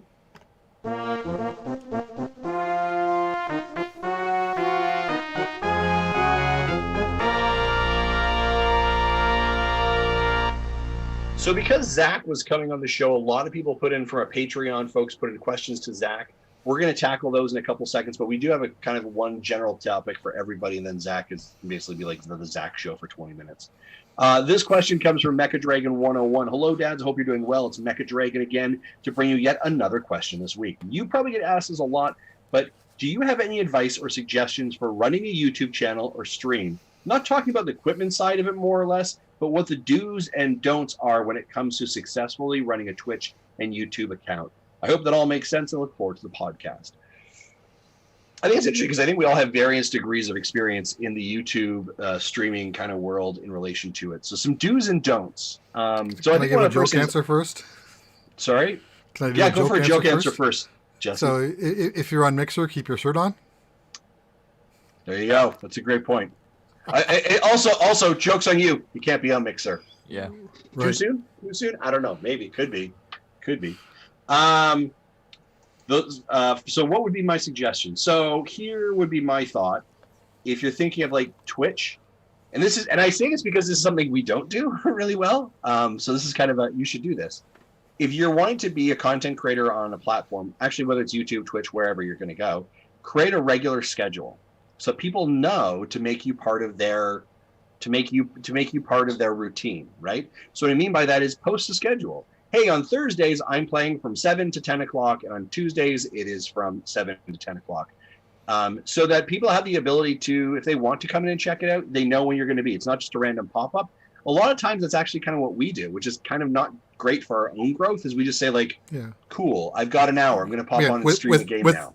Again, that's easier for the people who that's their full-time job. Correct. Yeah. Where none of us qualify for that. And we're lucky we know what 2 hours we can play it a day, if we even get that much time, much less schedule it in advance. Yeah, exactly. So I think that's definitely a do. I think one of the other things that I would probably say is a bit of a do as well is when you get an opportunity, engage with your chat, engage with your folks on YouTube or Twitch. We try and do that here as much as we can as well. But also, as a don't get distracted by them, right? Because that can be a little bit of a pull away from it as well. And the other thing I would say is a don't get discouraged by the fact that nobody shows up. Yep. Even if it's one person there. You have a lot of experience with that. Shut your mouth, Jesse.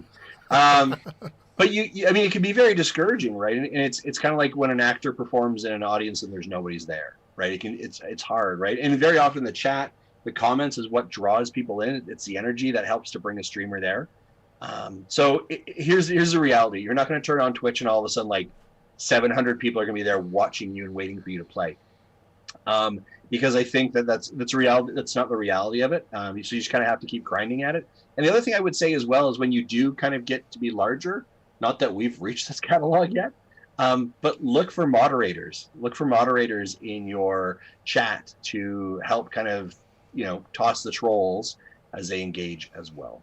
Those would be kind of my do's and don'ts. Guys, what do you guys want to add? I would add to not buy equipment. And this is a weird one because I'm sitting here right now under two beautiful lights with a fairly decent camera and a mic and a double screen monitor PC. Because there's a terminology, all gear, no idea, which goes around a lot, right? And basically what happens is people think that they need the best of everything to get going, and you really don't, because nobody's going to watch it to start with. And that's a reality that everyone faces, is even the biggest individual person on YouTube right now is PewDiePie. He had that records on a potato, man. Yeah, he had hardly any viewers for a very long time, and even now his quality still isn't great. People are going to be there for you, not for anyone else. Like it's one of those things where you need to not spend as much money as you think you need to. Don't make it an obsession, and do not look at numbers, because you just need to have fun. If you start looking at numbers and start chasing numbers, you'll get an ego, or it'll come crashing down at one point. And I think that's a great comment, the numbers part of it, Gary, beyond just like Twitch streaming, content creation in general, right? If you're jumping the game to be a podcaster or you're starting your own website, it sounds really crazy. Don't look at the numbers, because the numbers will deflate you, because you believe it should be higher all the time. And when it's not, it hurts, right? And the thing is any content creation, any business really, any sort of anything, the first year you got to expect a loss. You got to expect nobody to be turning up, nobody to be watching, no money to be made. So just have fun. That's the biggest thing. Don't go out there and watch all these people on YouTube going, well, if you want to go from 0 subscribers to 10,000, all you got to do is leave a like on this video and blah, blah, blah, blah, blah.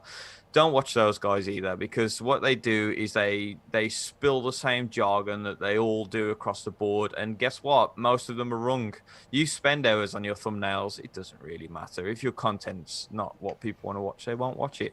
So just go out and have fun. That's the only thing I'd say. Don't buy a lot of equipment. Just have fun. Don't take it too seriously, because if you're aiming to do it as a job, it's 99.9% not going to happen, right? It's the odd few that get really lucky that end up doing it as a job. And even Ninja, right? Everybody knows Ninja, the biggest Fortnite streamer. What made him happen was a random post on Instagram. Got picked up by Drake, saw it. Drake played a game with him. Drake took his audience, put it onto Ninja. He got famous. It was one big damn lucky break. So just have fun and don't expect to be famous. Don't expect loads of people to turn up. Good times. Just enjoy what it is. Zach, any thoughts from you as a former content creator and sometimes I guess still doing that? Well, yeah, I think that I think you really have to just be. Don't forget that you are there. Like, you are primarily an entertainer before anything else, right? Like, you're like, and I think that so often it's like and so as far as like being, be excited. I love, Gary saying like have fun with it, right? Like that is why you should be doing it. Like when we first started this show, it was just like whatever. Like we're just doing this because we want to do it. Like I don't like if people listen, cool. Eventually we'll get there, but like we've got to have fun doing it. Otherwise, we weren't even going to finish doing it in the first place. So, yeah, I think just have fun and make the kind of content that you would like to watch, and other people will find that. That's really all I would really add to that. So, nice. Yeah. Tim or Jesse, anything that wasn't added that you want to say? probably this is something that might come across once you've been at it a while. It's something that we've come across. In fact, I came across it very recently. If in the YouTube content creator page, there's this thing called copyrights. If you click that, you'll see a list of other videos that it thinks is taking your content. Sometimes it is, and then gives you a way to report it. You can try to do it. You can do an instant takedown, or you can give it a week notice to give them the chance to do it without being a copyright strike. I usually give them the week, and in the 2 or 3 cases I've done this, they let their week expire and still got the strike. So it's on them for screwing that one up. And another one that just recently came up, and I laughed when I saw, Game Explain's using your video. What's going on with that? What that was we did a live stream of a Nintendo Direct 4 years ago, and other channels who then and the video is only in a small corner. Most of it was our faces, but then about 15 other channels, including Game Explain, who had the video either full screen or part of it was flagged as they're using some of our video. So those I just said, okay, ignore, because they're not using our content. We're both using the same shared Nintendo content. So, but just because you see stuff there doesn't mean it really someone is being nefarious, but sometimes it does. So kind of keep an eye out on that. Cool. Great. Tim, anything? So I'm probably the newest out of all you guys doing this kind of stuff. So the only thing I could say is don't stress over anything. Like Gary said, have fun. And because there was a point where I was starting to stress over it. It was like you start getting some compliments and you feel like you're doing well, and you get those compliments and you're like, okay, I got to do better. I got to do even better. I got to do it better than I did the last time. Get more compliments. I got to do better. So you start stressing a little bit about that. So I would say, don't stress, just have fun with it. Be you, and do it. If people start liking what you're doing, just continue doing what you're doing. Have fun and enjoy it. 100% agree. 100%. So yeah, hopefully that helps Mega Dragon. The next series of questions are for Zach from Patreon. So as again we'd mentioned before, Zach was joining us, and so Gary just left. Turns off his webcam. He's like, nope, I'm not. I'm out. But they're excited to be here. So Zach, these are for you. Cool. Mark Ham asks, hey, how has your practice been? As I understand it, you stopped being regular on the podcast due to taking on a job in the psych field. What is it exactly that you do in an average day, and what is your most memorable experience since beginning that work? Yeah, I guess we could probably say if you're able to even speak to that, Zach. Well, I mean, I can speak in generalities. I can't, like the last question, I can't, I don't know if I could necessarily, I can speak in generalities. So I'm a psychologist. So basically, I'm a therapist is what I am. So people come and talk to me about all sorts of stuff, right? And we have a very specific approach to therapy where I work here at Shift. So I guess basically what I do is I'm a therapist. I also am involved. I'm getting actually more involved in like the management of the company here. I'm involved in marketing. So I do like I'm involved in the podcast that we do here. I'm involved in what's known as quality assurance. So basically making sure that other psychologists are doing what they are hired to do. And I'm a therapist. So I talk to people about, all the terrible things in life that have happened and help them feel better about it and try and problem solve stuff in their life. So, yeah. I don't know. Does that answer the? I feel like that is pretty straight. Yeah, I think so. Yeah. Forward, but it's going really well. I really enjoy it. How has self-isolation and COVID kind of impacted that, Zach? So it's funny because I work for essentially a company that as an employee, and so I was not nearly as like I was still very drastically affected. Like all of my appointments went from in person to online. Just this week, we've started to see some people in person again, but wearing a mask, which is not great. But I mean, for some people, that's better than doing it over video. So it's especially since it hides some of the facial totally. tics that you might notice and you wouldn't see. I find I'm more of a hand talker when I'm I'm more of a hand talker when I'm doing that now. But I mean, like, so like some psychologists, it was like, oh, okay, I'm not allowed to see people in person anymore. Shoot, what do I even do? Whereas like the management at Shift here, it was just like, okay, here's what we're gonna do. Here's a laptop. They literally like handed me a laptop and said, here's a laptop. Here's all the logins you're going to need. We've already contacted all of your clients and let them know how to get onto this online thing. And like, they set me up. It was awesome. But like, there are a lot of people who really had to scramble. It's been, it initially was a little bit of a challenge, but now I would say the biggest challenge is that I don't have to get up and walk to the entrance to get my next client anymore. So I literally I could sit in the same spot for like 6 hours and be like, oh, I should probably move, right? But I mean, it's been very very interesting to.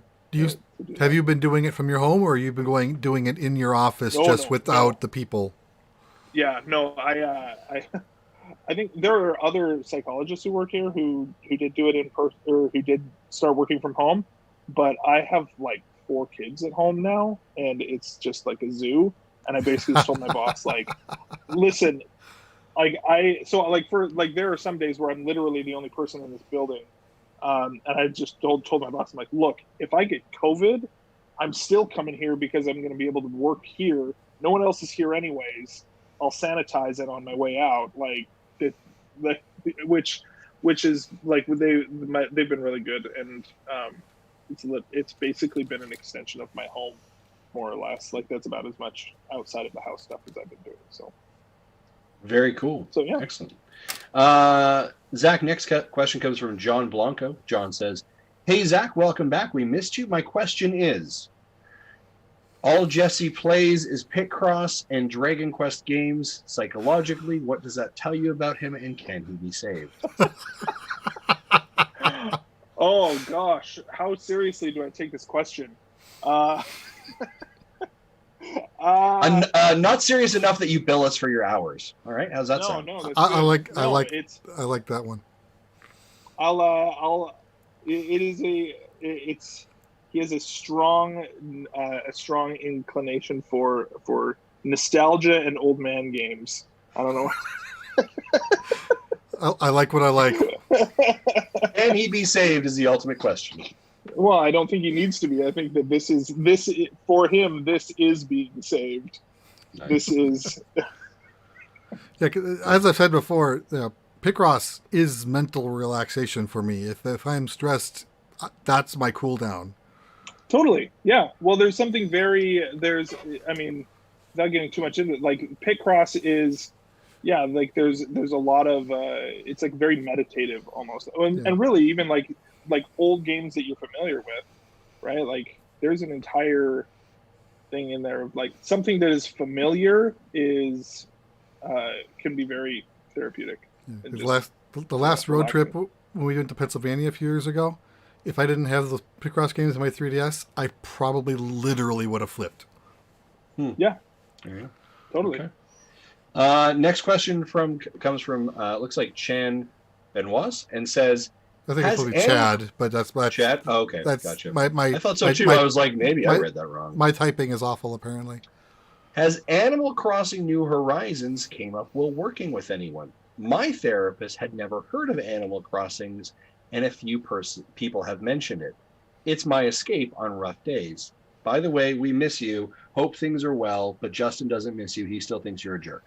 That's fair.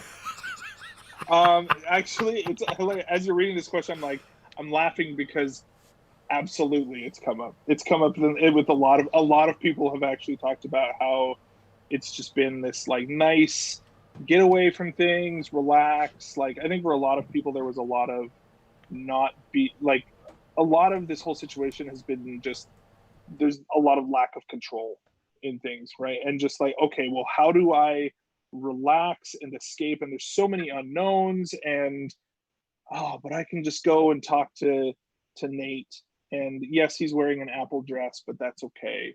Like, this is just a nice relax, I'm gonna go and get, harvest my fruit. And in fact, I've actually suggested it to a couple of people who I knew were gamers, and they're like, yeah, you know what, I've been thinking about that, because it's something that is, again, it's a de-stressor. It's something that is it's just relaxing, and so yeah.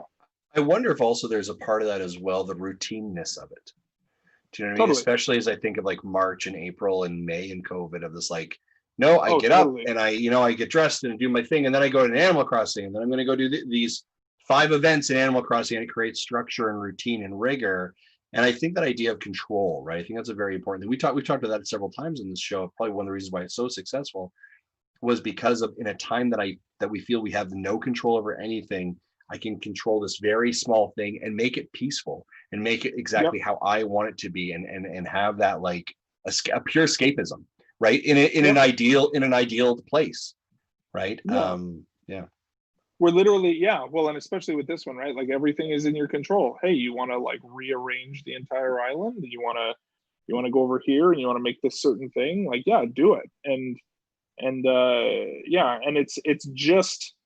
it's just simple enough. Like, I also wonder if there's a certain level of like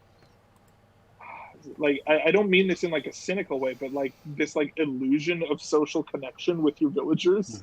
Like, I miss people, but there's that chicken down the road that I can go and talk to, and yeah, maybe about 3 out of 4 times she says something she's already said before, but every once in a while she surprises me and makes me laugh, right? Like, there's a lot of that sort of just a little bit of that connection, which I think it does pretty good with. So that's cool. Very cool.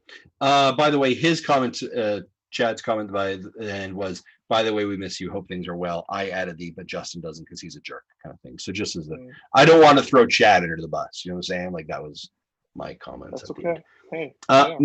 Michael says, hey, how you doing?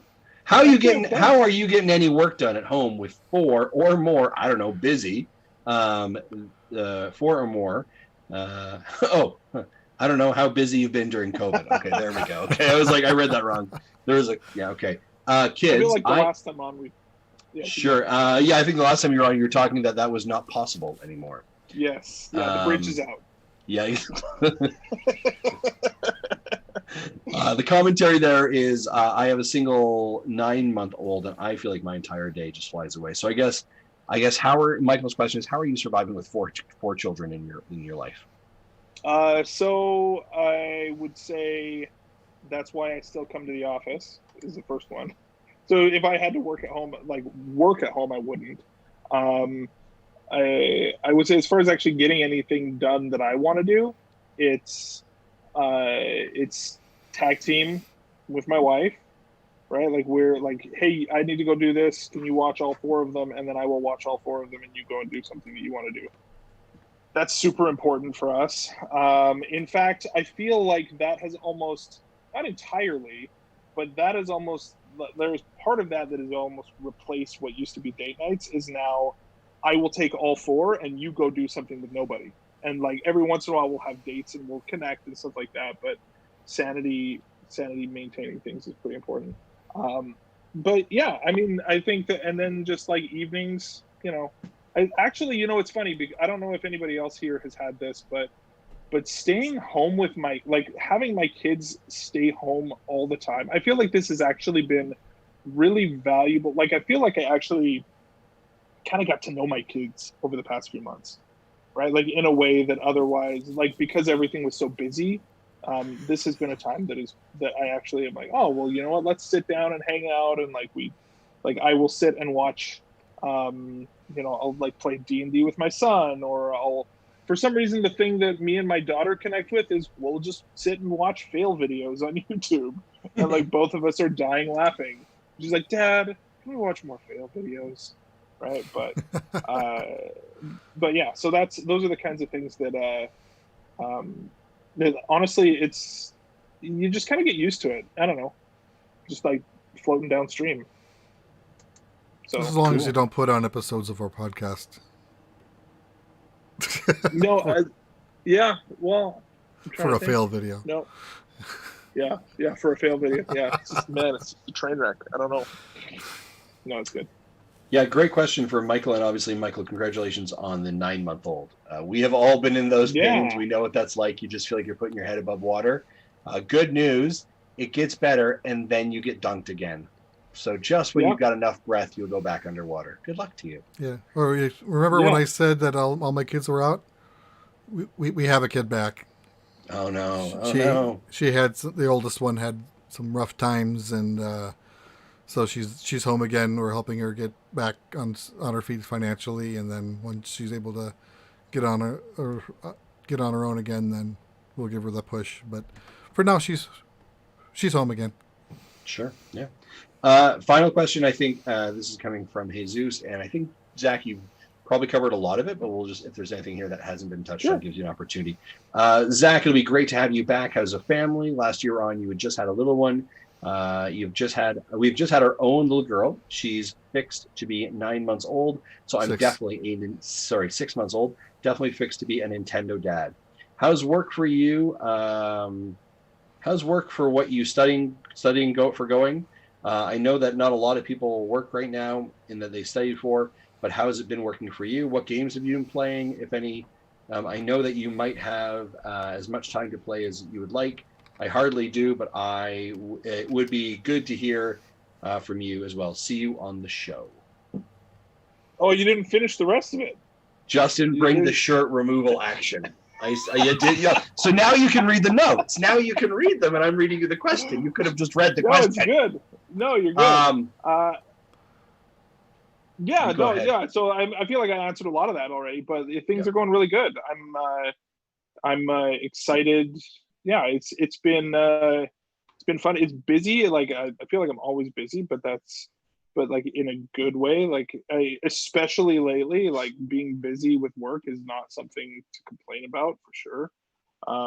So that's it's been really fun. It's been good. It's I do not get as much time to play games as I used to, but I feel like also it's nice to be able to, like, I find that when I don't know if you guys have been like this, but I find that the busier I am, the more I'm like, the more I just kind of have my go-tos, right? Like Animal Crossing or Pokemon, or like the Pokemon game that came out, kind of chugging through that, or like actually Star Wars Pod Racer is a good one for that, like a little like jump in, do a race, be done. My wife got me for my birthday, she bought me a projector, and so like we've got it set up in our bedroom of all places, and with like my second dock in the projector. So I'm like, all right, pod racing time, or whatever it is. It's cool. It's been pretty fun. So I've been wanting to get like a big thing to like put it outside and like put it in the backyard to watch a movie or something like that, but I have yet to rig up some sort of like outdoor TV screen. But that's the plan. And we also got a projector. We also got a projector, and we're putting it against the side of our garage. The projector. Oh yeah. We've got like windows on the back. We've got like a very long, like narrow yard, and so like it's gonna have to be in the backyard, but the windows are in the backyard. So I'm gonna have to like. It came with a screen. I just need to come up with some sort of like frame for the screen, basically, for outside. But yeah, that's super fun too. So yeah, it's been, I don't know, it's been good. Yeah, we have a projector too, and I remember like the going back to that Pennsylvania trip I talked about earlier. It was shortly after that Donkey Kong arcades game came out, so I set it up and put it in Tate mode on a projector. So I'm playing Donkey Kong on like a 7-foot screen. That's awesome. I like it. Wicked. Great questions from the folks over at Patreon. And I think without a doubt, Zach, people are happy to have you back for an episode. Great to reconnect. I think the community misses you, and yeah, that's great. All right, folks, before this ends up being a 3-hour podcast, which is getting mighty close to being, I think is a great time to wrap it up here. So Jesse, let's start, I guess, cueing that closing music. Huge thanks to our Patreon producers, Chris Mears, David Ernsberg, Sean Abbott, and Antonio Contreras. Let me also say this before I move on. Huge thank you to everyone who is supporting us over on Twitch, whether it's your Twitch Prime subs, you've subbed to YouTube, you're helping and promoting and retweeting us, you're over on Patreon. Thank you so much for all of the continued support you provide us. We greatly appreciate it. If you're interested, you can head over to our website, and it is nintendodads.org, and you can find our latest YouTube videos, tweets, podcast episodes, links to our Patreon stuff. And if you want Nintendo Dads merch, you can still purchase that. You guys have a website? We have a website. A lot has changed, buddy. You should probably check it out. You can also find us in all kinds of places. We've had it for a year. Patreon, we had to pay for Twitch, we've had to pay for it again. Instagram, YouTube. Type in Nintendo Dads, and you can pretty much find us anywhere. Of course, if you have an email or you want to email us something, send us over to nintendodads@gmail.com. We can still take voicemail. Call us at 929-25-NDADS or 929-256-3237. Big thanks to OC Remix for the music you've heard through the show. And of course, you can download us on your favorite podcast catcher of choice like CastBox, iTunes, Stitcher, Google Play, and Spotify. And while you're there, hey, 4 or 5-star reviews, we'll take those. 3s, 2s, or 1s, head over to the Cup of Joe podcast and give them that. Because that is not us, and I don't care who that is. For myself, for Jesse, for Tim, for Gary, and for an OG Zach Erickson, be well, take care of each other, and we'll see you next week. Bye-bye. Later.